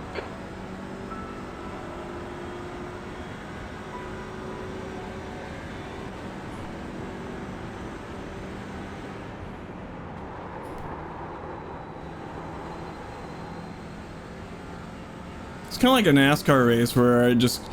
Or not NASCAR, oval race where by dodging all the carnage, I've managed to pull into first. In that same race, we were around this extremely brightly colored car, and I was a little worried because we had a race with him earlier in which my perhaps overly aggressive driving combined with my inability to read his a little bit erratic driving caused this to happen. We've gotten to 120s. 120s are our good laps. Fighting all these guys is...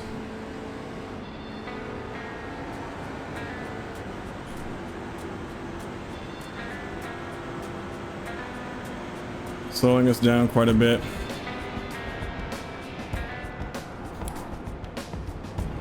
Right side's clear. Clear left. Pay attention to track limits, please, Josh. And this was kind of emblematic of a lot of my issues this week, pushing for a position that maybe my driving skills didn't allow me to get, and in retrospect, I shouldn't have pushed quite so hard for. I'm much more comfortable in the middle of the pack. Oh boy.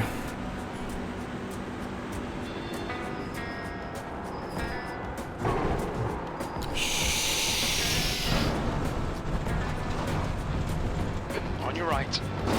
Right side.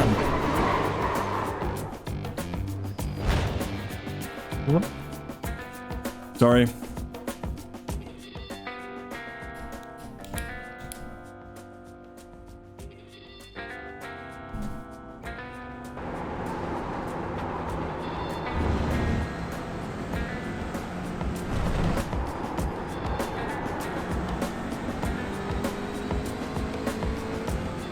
Yeah. Well, that Luke Sincata guy, I don't know how quick he is or Just done whatnot. on 21.48.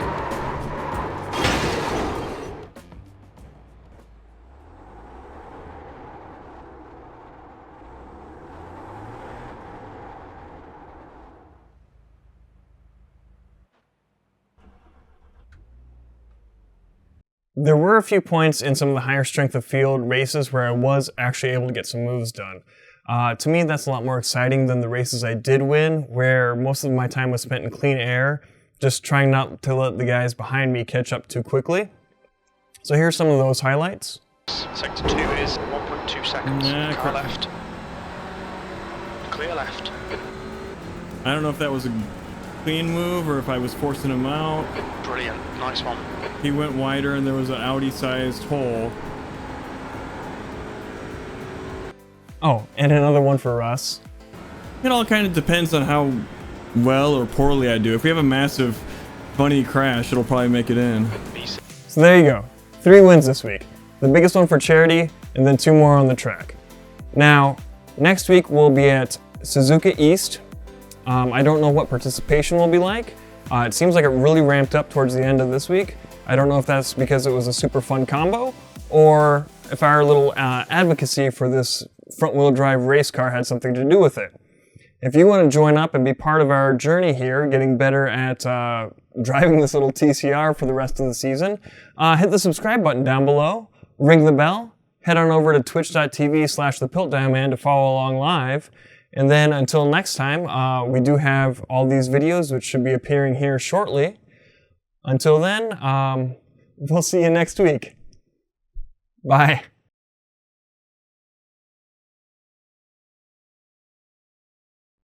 One step forward, 2 steps back.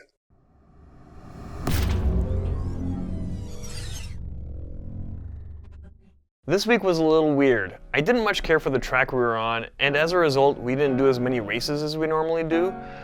We were able to get our lap times down. We started out with a 56.337 and got it down to a 55.529. More on how we did that later.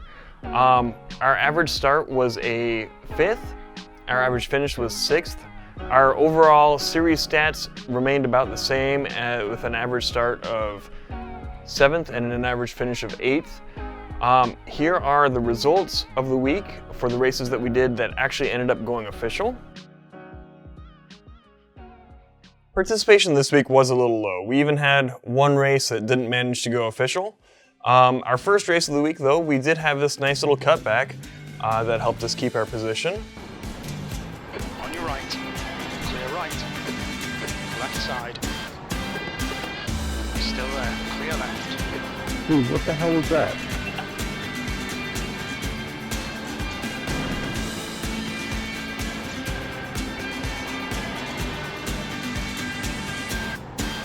So I'm a little unclear as to everything that happened there, but boy.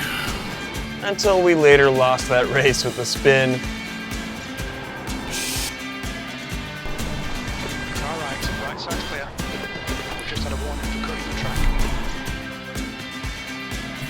Or maybe even 2. We'll figure out the limits here at some point, and we'll learn how to hit the apexes. No, we're gonna lose all the iRating. I found this layout of Suzuka to be rather boring. So typically we would do one of the races that we were meant to be doing and then move on to other stuff. We did a BMW race where we used our old method of just hanging out in the back and letting other people in front of us crash, and that actually went kind of well. I'm just gonna let everybody get clear of me. Car left. Still there, clear left. I like the KFC livery. That's pretty awesome. I'm gonna hang back here and see if I can actually get any kind of pace in this car. We'll take whatever freebies come our way, and Eglin, you should know by now Yellow flag. that we are the patron streamer of understeery boats. Got no idea how I won that. Just gets it nice and steady, mate. Well done. 6th place. Well done, mate. Good finish.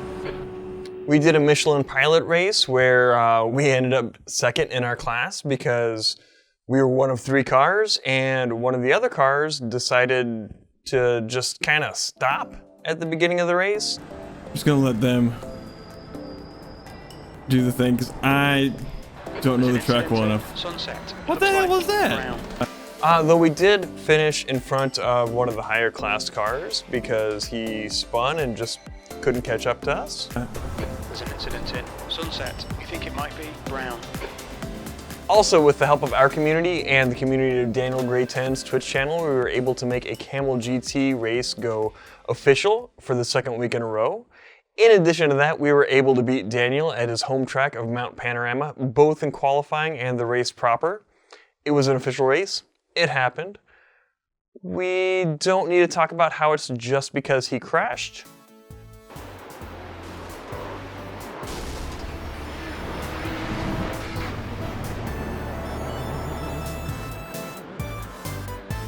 Or how we ended up crashing about halfway through the race ourselves.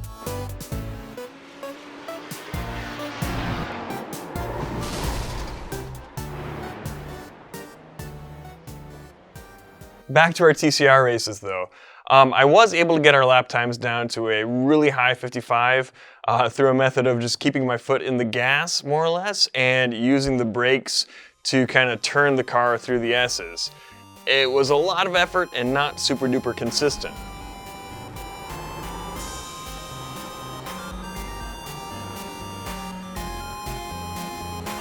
Is this brake, like this thing that I'm doing with holding on the brakes or holding on the gas while I'm hitting the brakes, is that the right thing to do here? Seems to be working okay.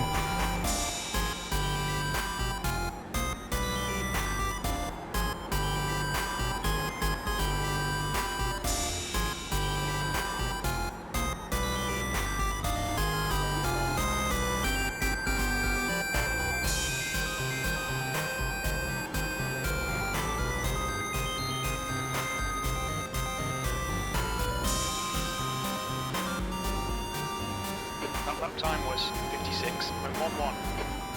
Okay. Does it not work in rear-wheel drive cars then? Before our last race of the week though, Arxel popped into chat and, well, something like this conversation happened. I really should have joined your race. I've had 5 podiums here this week. 2 of them were wins and the rest were P2. Hey, awesome job, man. What kind of times you running? That's really good. Nothing crazy. 54.9 is my best, but usually it's a 55.0 or 55.1. Wow, that's crazy quick. My best is like a 55.9, I think. Yeah, I find it's a lot of lift and coast. I only really brake for turns 1 and 2. Yeah. Wait, what? Just like Krillin on Namek. So with that power unlock Arxel gave us, we were able to go from P4 to P7 just by keeping a mid-pack pace and letting other cars go off the track, like here.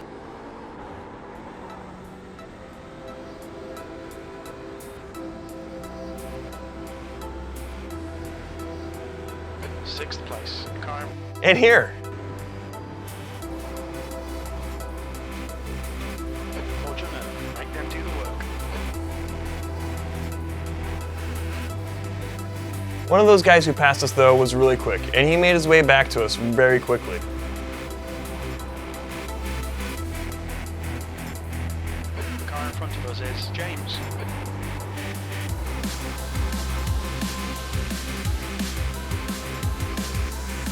Clear left. I made the somewhat questionable decision to make him work to get that position back from us. And 12 minutes into a 15-minute race, instead of letting him pass and settling for a P5, we had to try and keep our P4, and instead ended up in P last. No, no, no, no, no, no, no, no, no, no, no, no, no. Come on. Whew. Don't panic.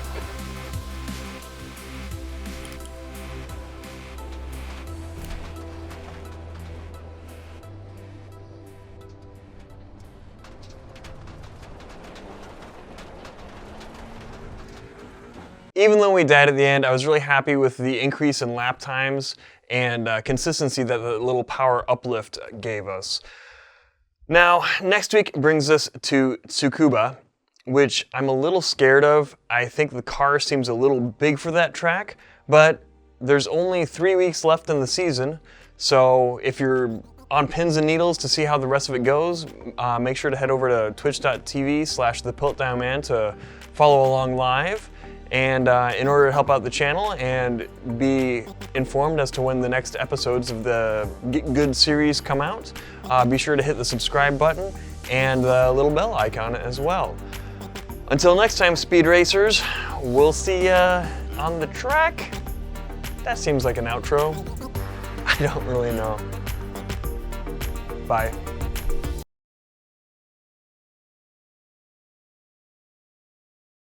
I'm just here for the gasoline.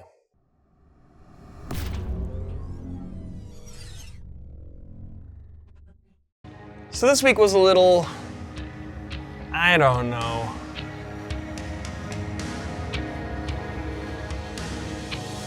Sorry, just had a little bit of a flashback there. Anyway, we got our times down from a 101.779 to a 100.228 in a race and a 100.173 in practice. Improvement. We got our average start of 7th and our average finish of 8th, which is, again, like our series average. We're not deviating or changing that much. Here's the stats for the week for you. This week was extremely crashy. Like, here, check this out.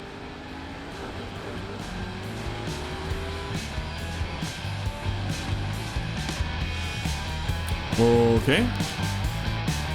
A couple of times this week I was able to get towards the front of the pack and hold P2 for a while. The first time I was kind of taken out by my own ambition, where after a couple bad corners, I had another bad corner where I got a wheel out in the grass and it just, well, it killed us. Stay calm. Focus. Okay, here we go. Floor it. Green, green, green.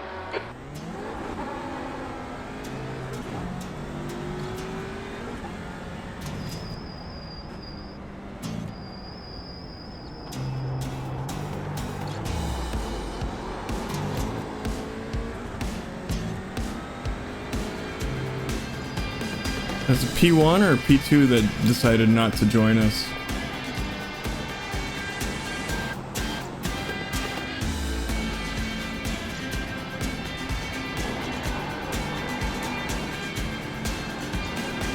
Sometimes I can nail it.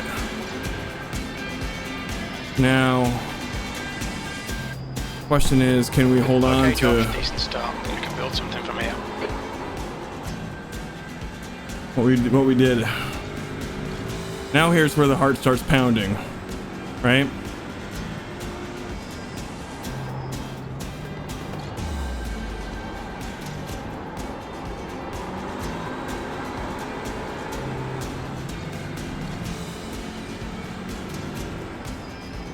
This is brilliant. Keep it up. P2.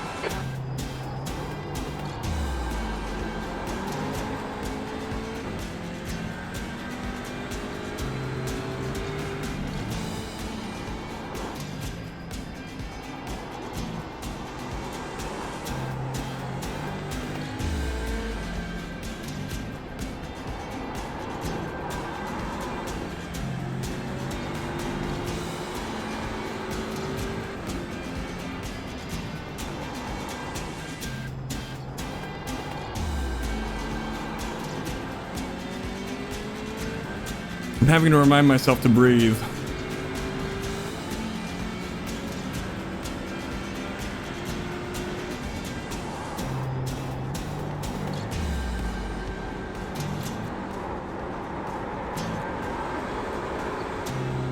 Good. The leader has just done a 59.82. You've just done a 101.31. Right side. Yeah. Still there. He's still there. Right side's clear.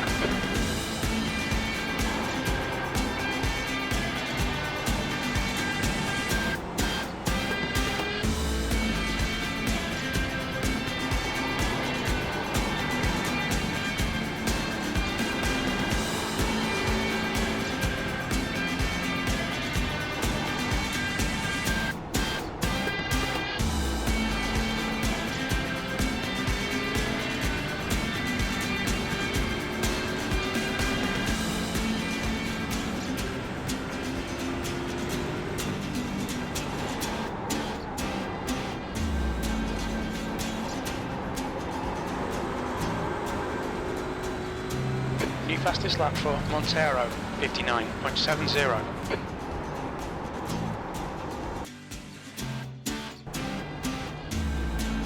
On your right. Still there. Still there. Clear right. Car right. Right side's clear. Car right. Clear right.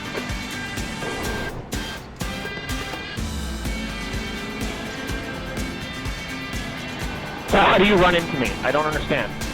Was that the guy that was next to me?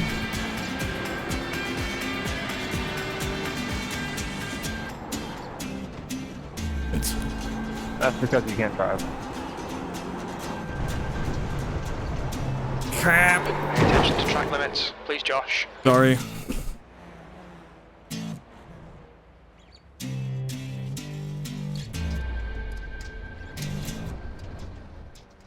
New fastest lap for Montero, 59.62. Or this other time where we were in P2 and someone else decided that they just needed it more than we did. Floor it, green, green, green.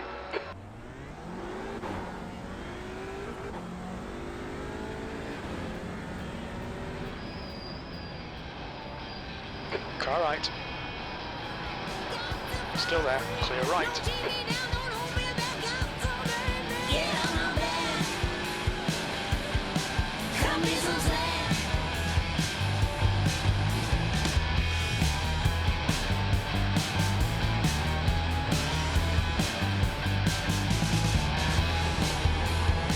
Raging high.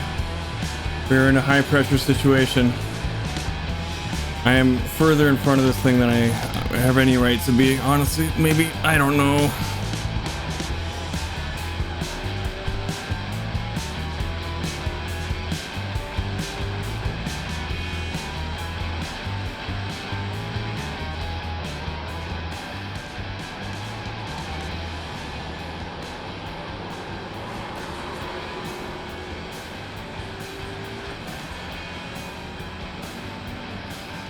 B2. Qualified third. Out launched first to get where I am today.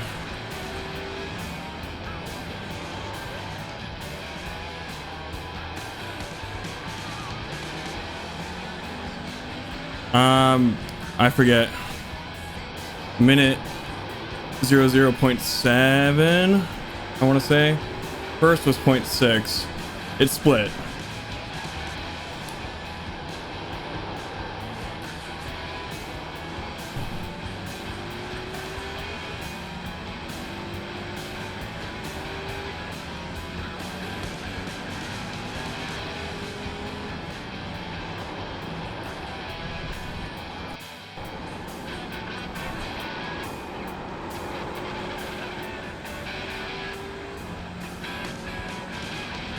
The leader's just done at 1:00.7 seconds.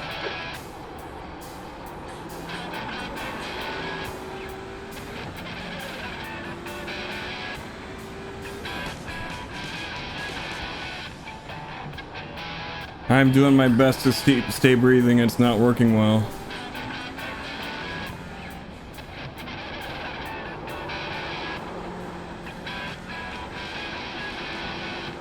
I'm not really trying to get past this guy. I'm just trying to stay ahead of the guy behind me. And run my line, yeah. Run my lines. B2. Because the guy behind me was the guy who qualified top. So... But we are putting distance between him and us, I believe. We just have to be consistent is our main goal. Like all those times at Watkins. That's a new fastest lap for Lamoraine, 1:00.7. No, come on, come on, come on. Just done at 1:00.9. That's gonna cost me a lot because I was getting draft.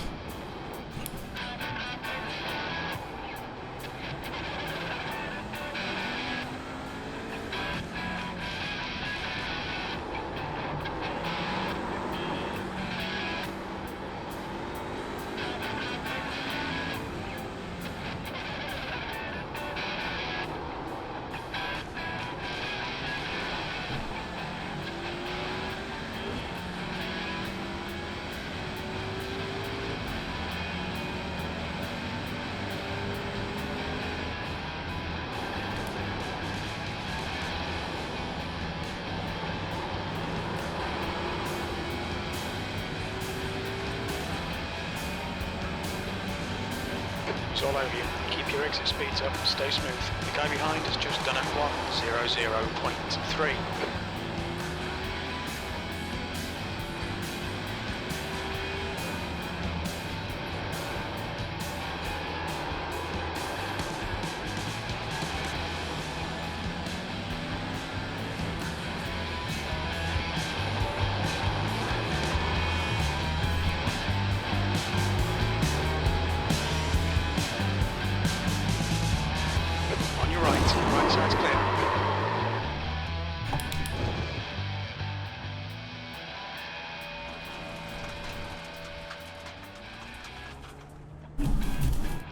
We also had 2 races where we were behind guys who just didn't know where to brake.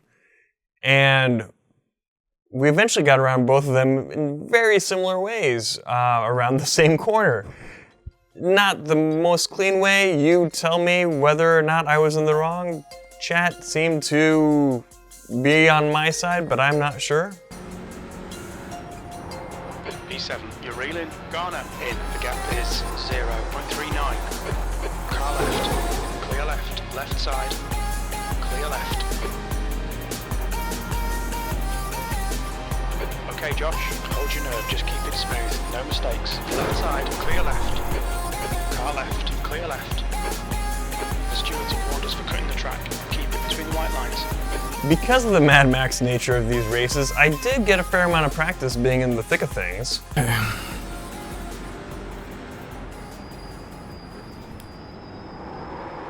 Left side. Still there. Hold your line. Clear left. Car right. Still there. Right side's clear. On your right. Still there. This guy. Still there. Right side's clear. Car left. Hold your line. Clear left.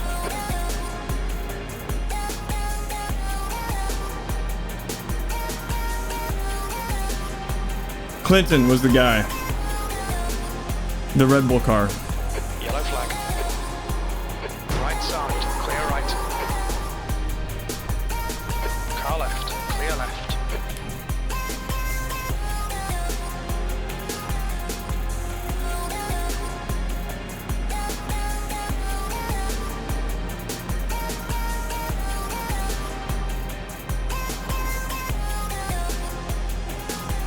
Left side. Still there. He's still there. He's still there. Clear left, V12.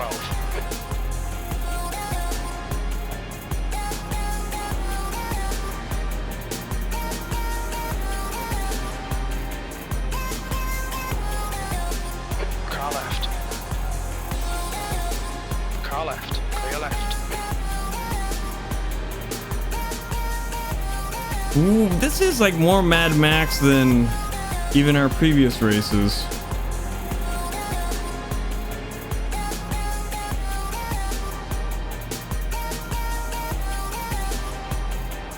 Right? Well, Chris, my boy up there, is taking the weirdest line and slowing us all down. Thankfully, we made it through the week. I didn't make it down to the 59s like I would have liked. I should probably blame that on not having watched enough tape or done enough studying, but I'm gonna say hell is other people. Hopefully Silverstone won't be this bad, but who knows, we'll see. If you want to see live, head on over to twitch.tv/thepiltdownman and hit the follow button. As always, hit the subscribe and bell icons down below to be notified of when the next video goes up. And until next time, keep it clean on the track. Bye.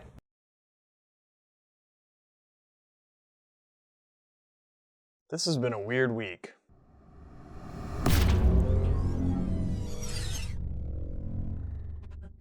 We'll talk about how the week was weird later on as we go over the events of the week. But to start off with, we got our times at Legacy Silverstone down from a 206.284 to a 204.187. There was still a ton of time to pick up on the track, but we'll get more into why it went the way it did, maybe, as we go on in the video. Our average start was 7th, our average finish was 7th, which is better than we normally do, which is an average start of 7th and an average finish of 8th. It could have something to do with, towards the end of the week, we had a couple races like our last one where of the 6 cars to make the race official, only 4 of them decided to grid. Well, anyway, here's the stats for the week for your perusal.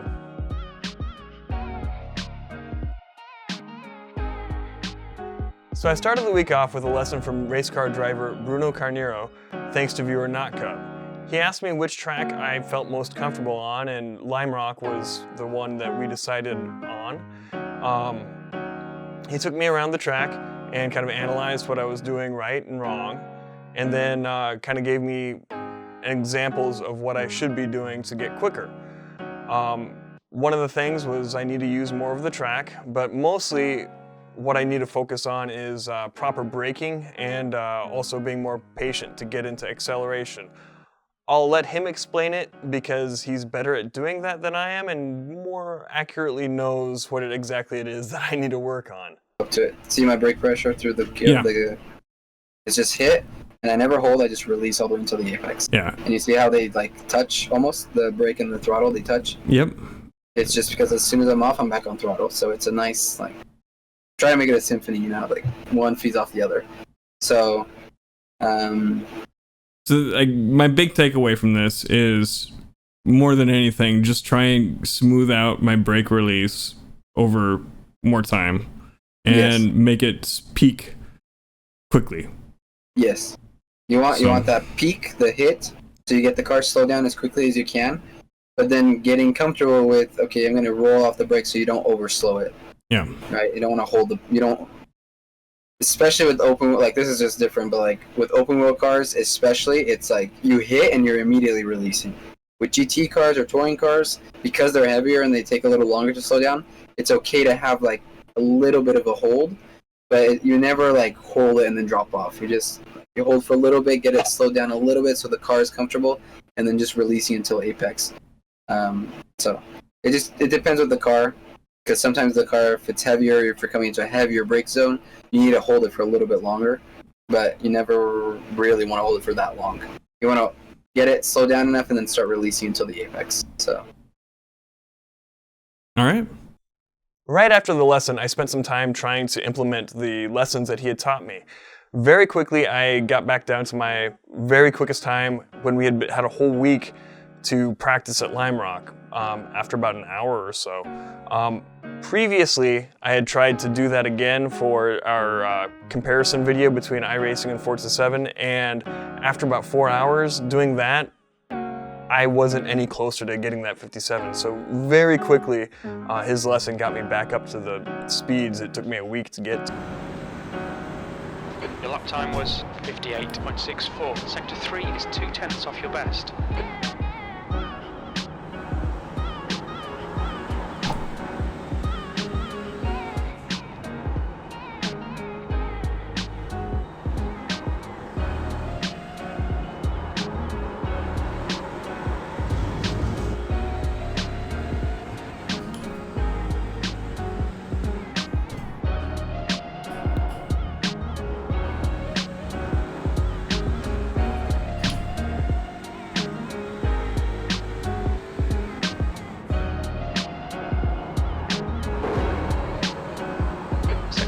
Is okay.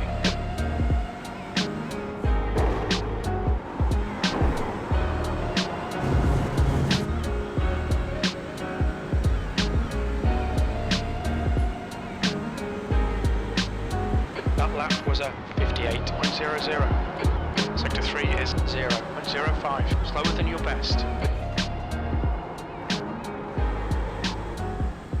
So with this new knowledge in hand, it was time to tackle Silverstone later that day. I had only just completed a few solid laps without like going off track, and now I've got to concentrate a lot more on what my feet are doing versus the track itself and learning a track that I had never really run before. Things went about as well as you could expect. And we did that again.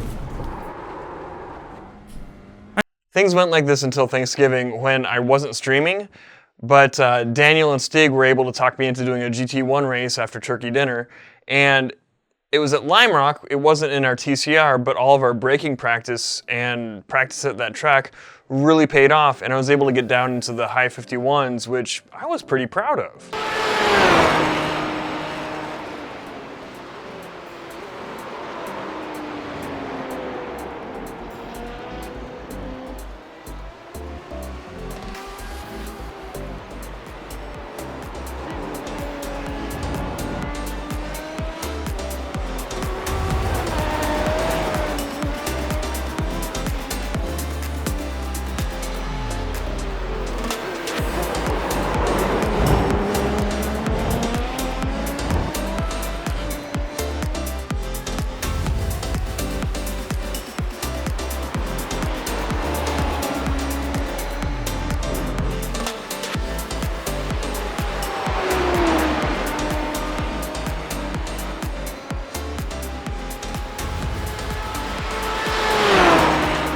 With Friday came most of our strangeness. For the third week in a row, Daniel, Stieg, and I decided to make a Camel GT race go official.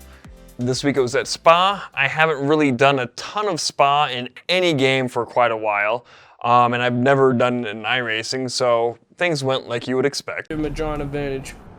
He did not. He did. Green, green, green.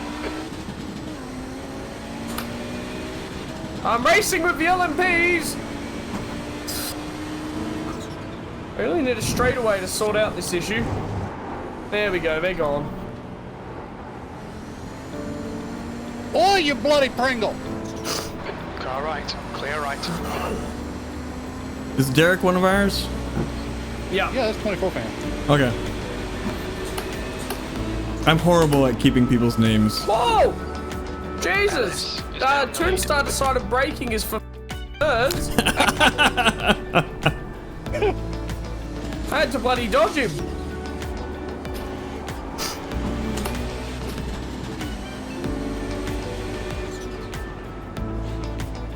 We should start a new team and call ourselves the Baseline Setup Warriors. So I feel like that's what we are now. I have some kind of setup on. I don't remember which one it is. This for some track, the first week that we did this, somebody dug up, like, it might be like Gunaseka or something like that. I'm still running Baseline. It's actually pretty good. It's alright. It's not too bad. It's doing the job. You play with a controller too, Chunky? Are you hexing speed though? I was gonna say Hexen's making some pretty neat like track tutorials and stuff too on YouTube.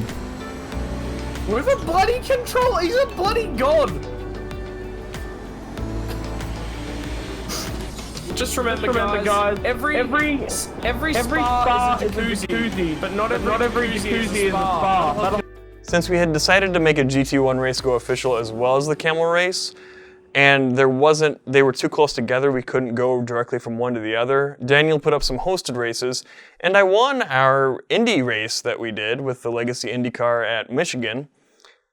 And it was mostly, I think, through virtue of not dying, although my times weren't awful. One is behind us, 5 seconds. Wait, the leader's dead! 3 through 7 are for fuel saving, and then 8 is when it's yellow. Push. The leader's dead! Piltown's gonna bloody win! Hey! Pill, just keep a hold of him, man. You can do this. Oh I need to tear off, but I can't. Like, I have to hit Control T to do that. Alt T it is. Alt T? Well, I have to hit Alt T to do that. I can see. I can see. We only got a few laps left. You'll be fine. You'll be right. I can just feel the road. I can feel the road. I've done races blindfolded. Little left, little left, little left. Back right a little, back right a little. Straight, straight.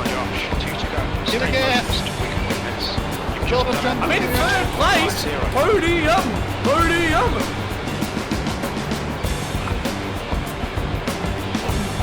We just went faster, Fleeger. But IndyCar drivers must get bored, dude. Like, once you get sick of going like 360 kilometers an hour, like, you kind of run out of stuff to do. Just turn left a little. You know what? Stick, how much fuel do you have left? You're not. I got plenty. I hit a fuel stop. Okay. Yeah. All right. Try to hit the catch fence after the Right race. flag. Here we go. We can do that. All right. I'm gonna try to bump draft you down the back straightaway since it's the white flag. Alrighty. Let's see if we can make that work. I think I can. I think I've inadvertently done it a couple of times already. I think I have felt something. Wait, second place died. It's a Bill Daniel 1-2. Oh! Did you finish the race, Bill? Yeah. Great win. You deserve it. Winner! Chicken dinner. Winner, Bill down. Yeah, buddy. You're an I crashed my car in the GT1 race that we did after this, unfortunately. I went into the wall and wrecked my car. But after that, everyone decided that Oval Indy is my calling, so I needed to get my Oval C license so we could get me doing that. So we got into the ARCA cars, and Stig very graciously decided to coach me through it. It was a little nerve-wracking at times. Got one about 3 back. I'll let you know when he gets to your back bumper. Okay. No. Oh.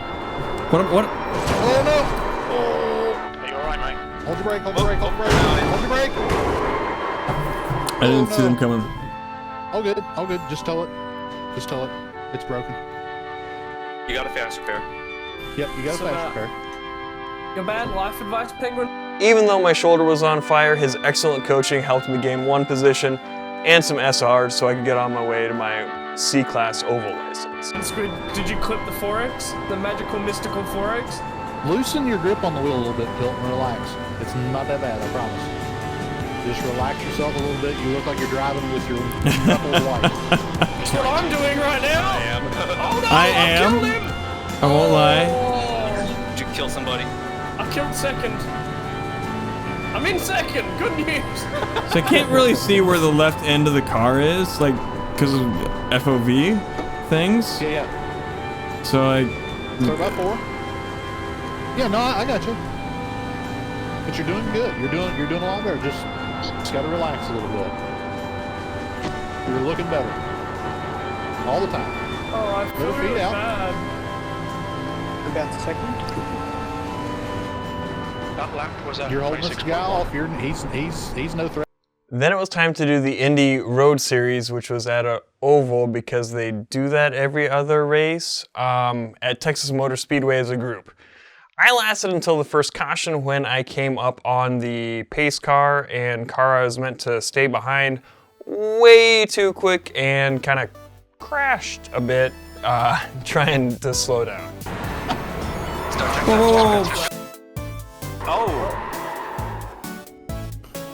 Well. Oh no, I just licked my arm that has shoot on it. Okay, good.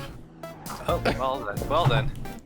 After a ton of fun doing random stuff on Friday, Saturday brought us back to Silverstone in our TCR, and even though we had been using other cars to do our practicing of the techniques Bruno had taught us, they really started to feel a lot more natural at this point.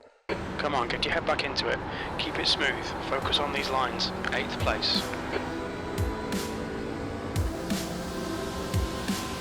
We'll get some practice passing slower cars, maybe. I was also starting to use more of the track more often. I'm not ready to say consistently yet, but even though I had several goof-ups, I was able to make back positions, and I think I did some of the best racing I've done to date.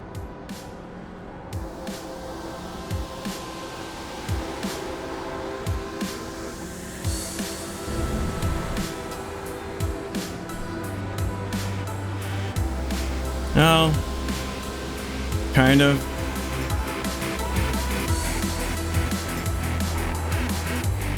Left side. Clear left. Well done, Josh. Good pass. Nice front. Use all the track. Force them to find the gap.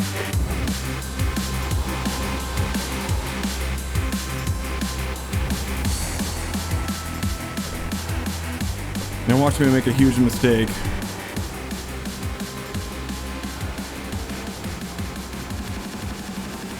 Chat even made a few comments about me being in hunt mode and being quicker in that state of mind, and I agree with them, especially in the last race that I did, and that's not a place I've gotten to yet.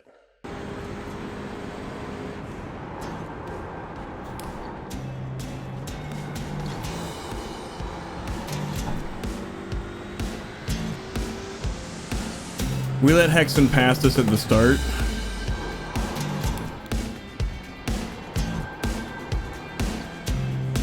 Which really, we end up letting this guy past us too. The gap to Cullen ahead is now 0.5.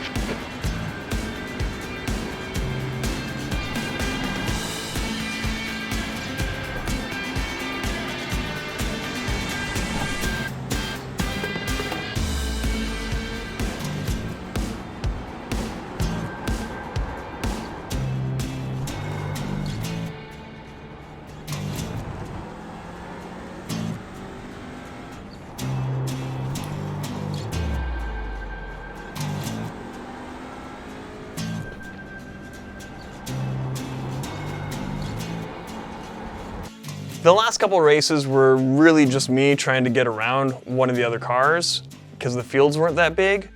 But once again, this was some of the most enjoyable racing I've done so far in iRacing, just bar none. Got like 2 laps to get past this guy.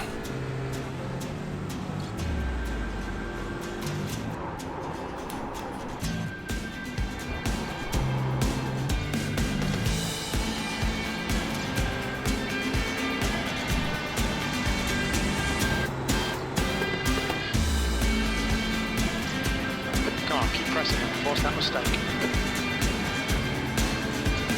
You got it, crew chief. Car right side's clear.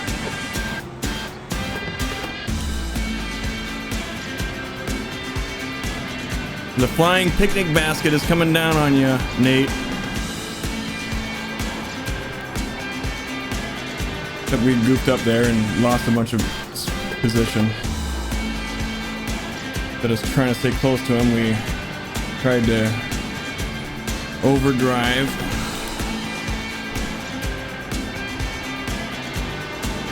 Gap 2 Cullen ahead is now 1.0. And it cost us dearly.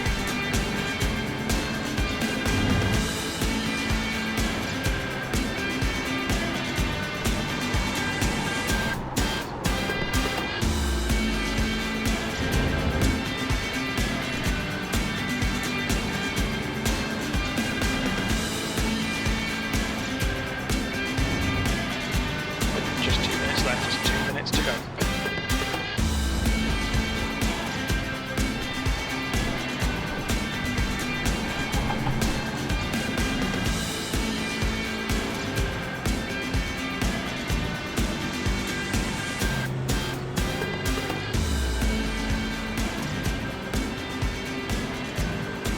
Okay, Josh, you've used half your fuel.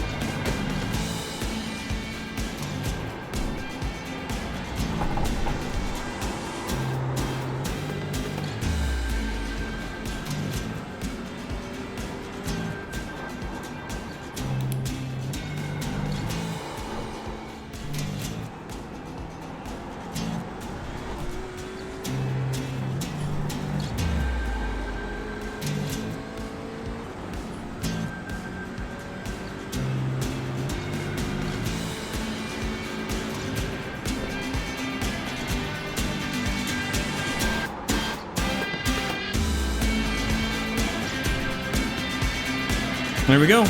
That was our mistake. Good move, mate. Can we keep it? I don't know how much that was a move, Jim, and just like being patient. Yeah, good night, Fleegerts. Morning, yeah, etc., etc. All the adjectives that describe 2 a.m. or whatever. Thank you, Kavu. Again, like I don't know how much of that was our doing, but he couldn't put up with the pressure. P3, last lap. Bring it on home. That lap was at 2:04.58.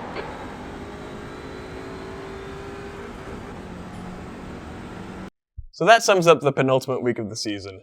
Next week takes us to Summit Point, a track I'm not too fond of, mostly because I think it needs to be repaved.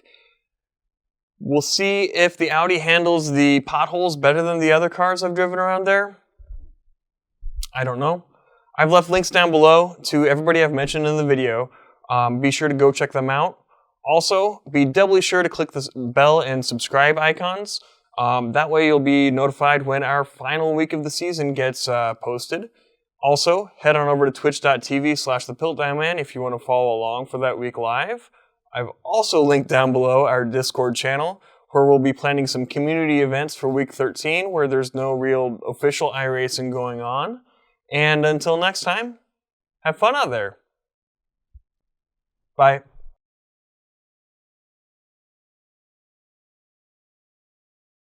Big gains on a bumpy track.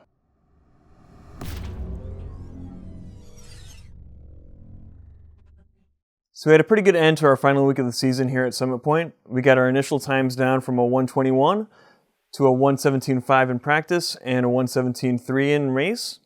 We got an average start of 6th, which is higher than our season average of 7th for our starting position.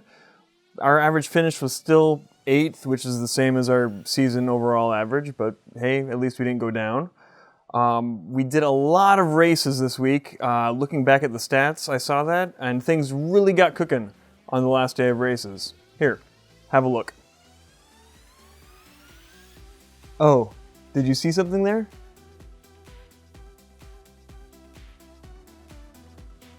Yep, you saw that right. We raced against this guy Oscar a lot. Oh yeah, and we won 2 races. We did that through a pretty steady progression throughout the week. We started out with our 121, and then got a high 118 later that night.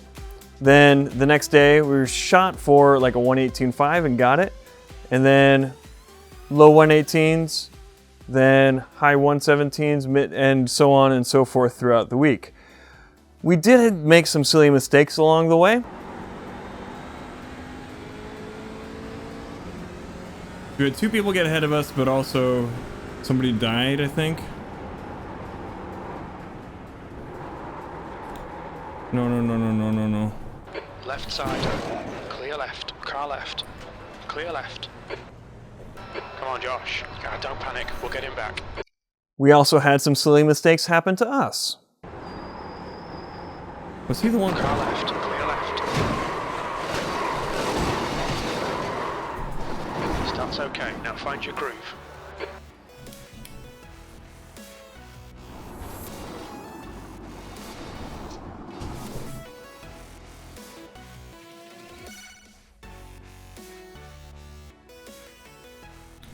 Okay, so Ferrari, yeah.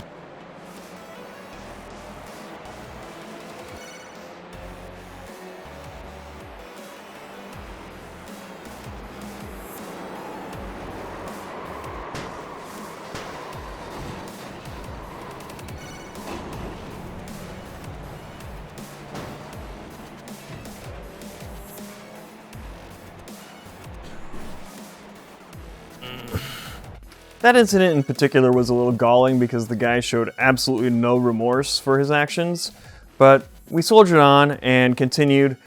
We had a pretty good race on the 4th day where we got 5th, but it was just a little bit of steady progression until finally on the last day, word had gotten out or something where we started getting splits in our races, so we actually stood a chance against the guys at the top. And now, we got our first win after the first couple races that day when we found our rhythm, and that's our first win since Watkins Glen. And we won pretty much the same way. We got out ahead of everybody and just stayed there for pretty much the rest of the race.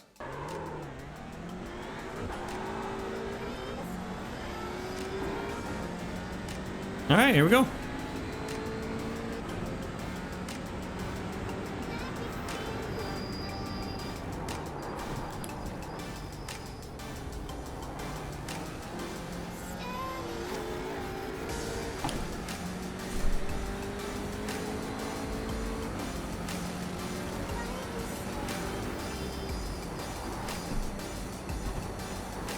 Good start, mate. Nice one.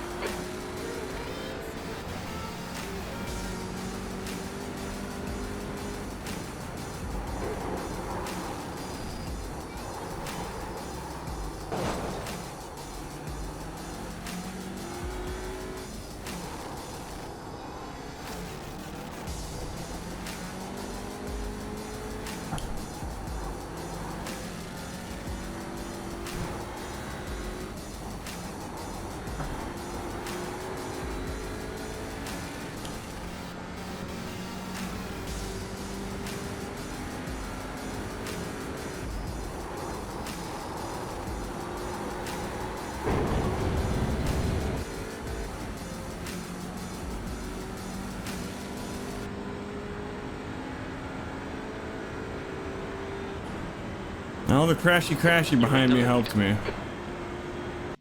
We followed that up in a race that split with a P3. A couple silly mistakes cost us our 2nd place, but hey, I'll still take a podium.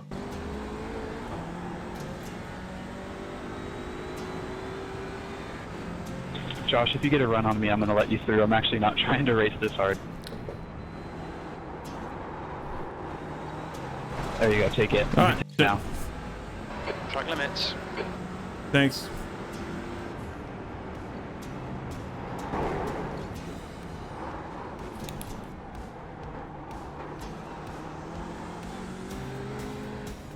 I think it's the cleanest start I've ever seen in one of these races.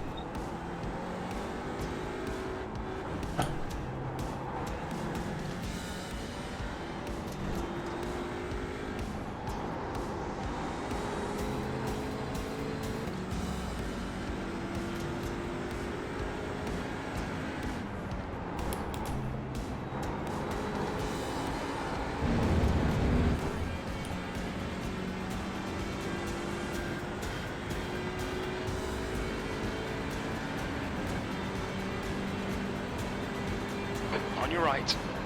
Right side's clear. That was a 118.01. Bad luck, Josh. Come on, don't let him get away.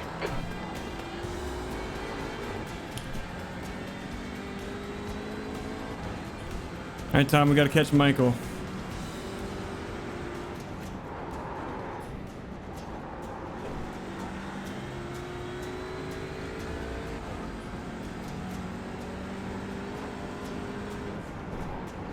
I'm more worried about y'all catching me.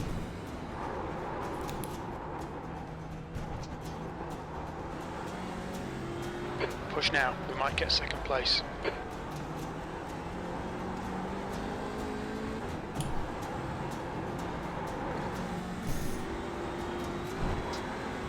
B3.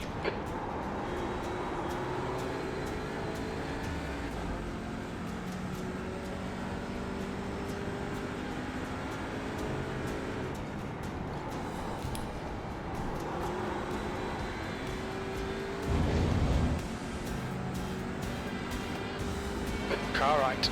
Clear right. P2. Nice pass. Your lap times are increasing. Come on, get back on it.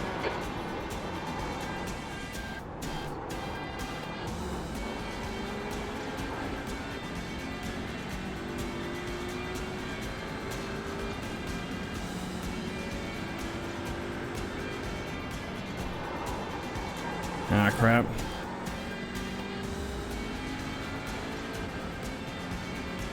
It's amazing what you can do when you like practice the same thing for like a solid week, right?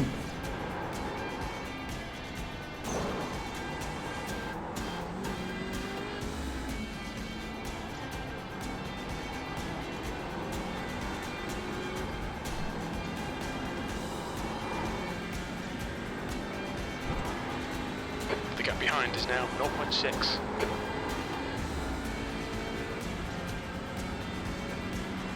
Okay, Josh, you've got half your fuel left. 2 minutes to go. 2 minutes.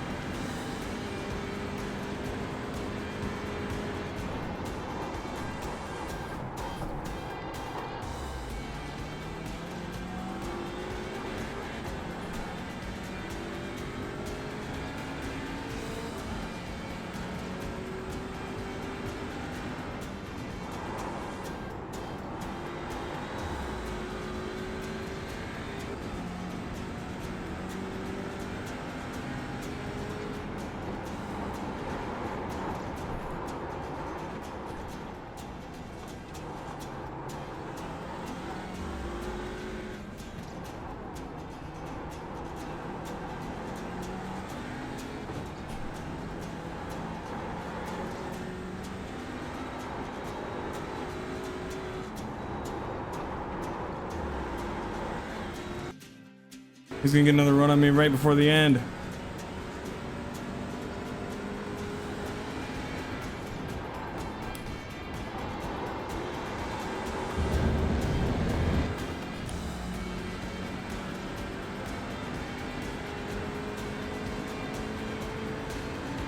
Car right. Hold your line. Still there. Clear right. Okay, Josh, one more to go. Keep it together, we'll be on the podium. Come on, don't let him get away.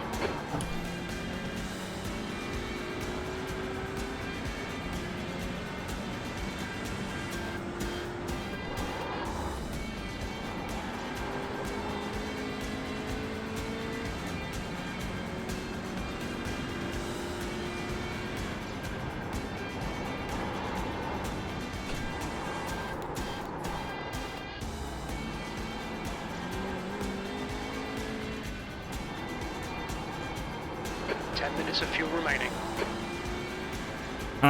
Oh, I see what you mean.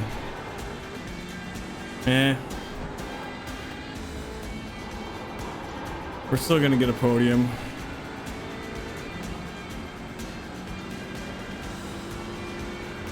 That was some clean racing. 2 minutes to go, 2 minutes.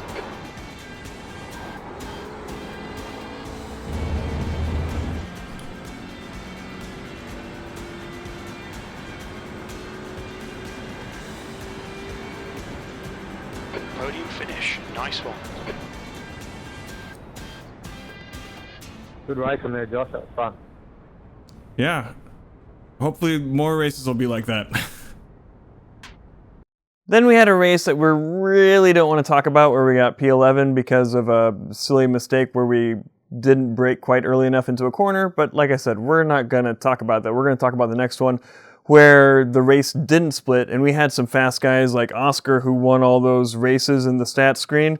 Matt's or Derpbox from our chat room was in it too, although he had computer problems so he couldn't really race in it.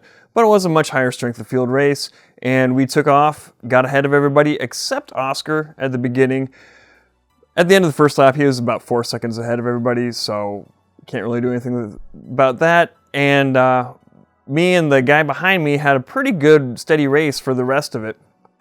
I, again, had a little slowdown where a car in front of me, it was lap traffic, was just kind of parked on the road, and I slowed down a little bit more than the guy behind me to dodge, and we lost our P2, but we still got a P3. Once again, steady racing, and I was super proud of how I performed during that race. I think we're pretty evenly matched.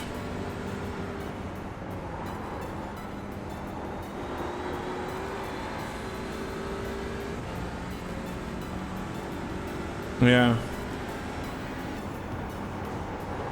Well, we've raced before. Like in the last race we did together, he's like, I don't want to race this hard. Yellow flag, keep your wits about you, mate.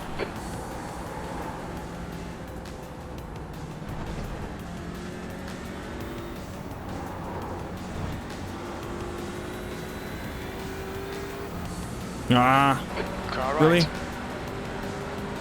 Still there. Clear right. Nah, bad luck, mate.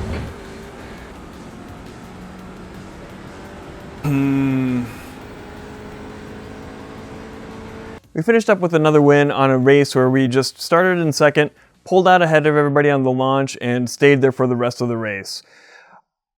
Something was happening here. I wasn't able to get anywhere near my normal high-low lap times. I was 118s, I think, was like a 118 flat was, I think, the best lap time we got here. I don't know what's going on there. Like, maybe I'm not pushing hard enough when I'm not trying to chase somebody down, or maybe I'm just thinking too much about, oh, am I taking this corner right? Am I hitting my braking points right? But hey, it was a win, and it was pretty easy considering that we didn't have to like hit our best lap times and we stayed out ahead. Okay, Josh, get ready. Go, go, go. 15 minutes remaining, 15 minutes to go.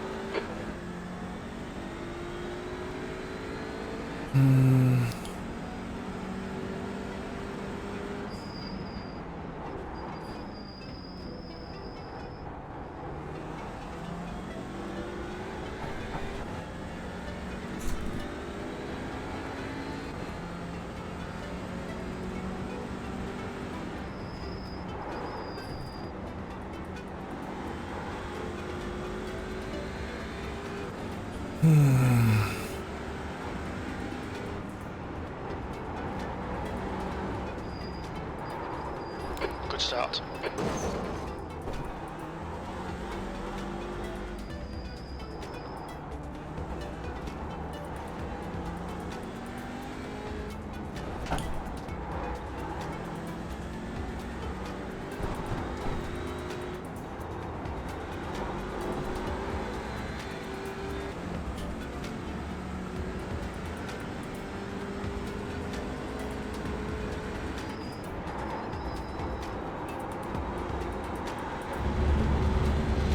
We didn't turn in sooner. We turned in way too late.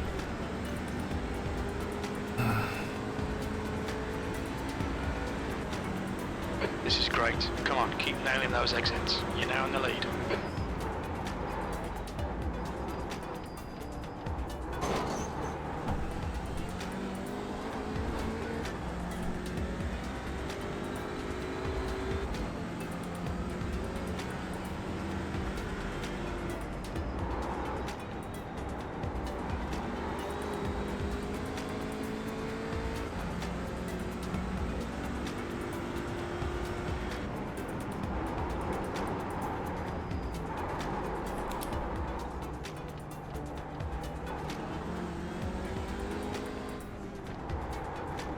Now I know what Oscar feels like. I know what Matt's feels like. Got it.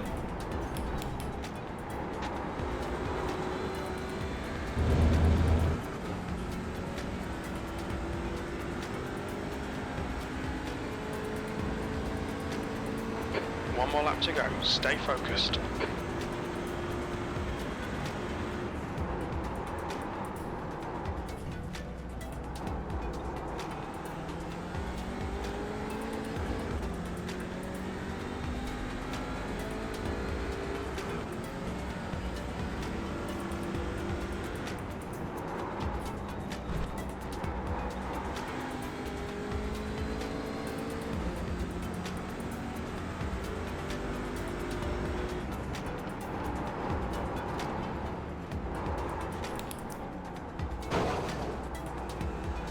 Got 10 minutes of fuel remaining.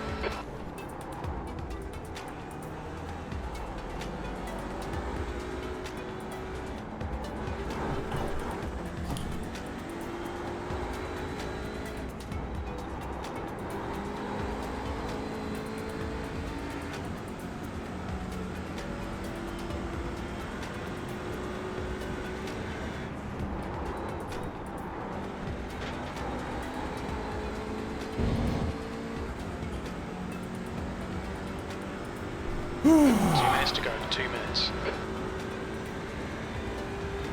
Well done, Josh. Great win. You deserved that today. Good race. Good race, Dan. Woo. That's my first podium since coming back.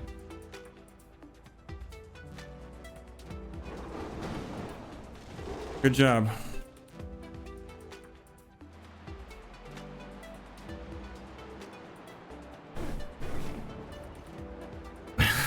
Yeah, I started to gain a little bit on you coming around that corner, but I messed up on them last couple turns and you pulled back away from it. Good race, though.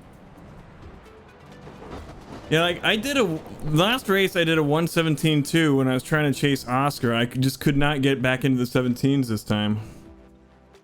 Yeah, I think the best I did was a 117.6 or something like that on one of them. Overall, I'm super excited to end the season this way. Next week is iRacing's sort of bye week, so next week's Git Good will probably just be a summary of the season as a whole. If you're interested in that, make sure you hit the subscribe button so you don't miss it. Also, we'll just be doing kind of some goofy stuff on the stream, so head on over to twitch.tv/thepiltdownman if you're interested in that sort of thing. And until next time, keep it clean on the track.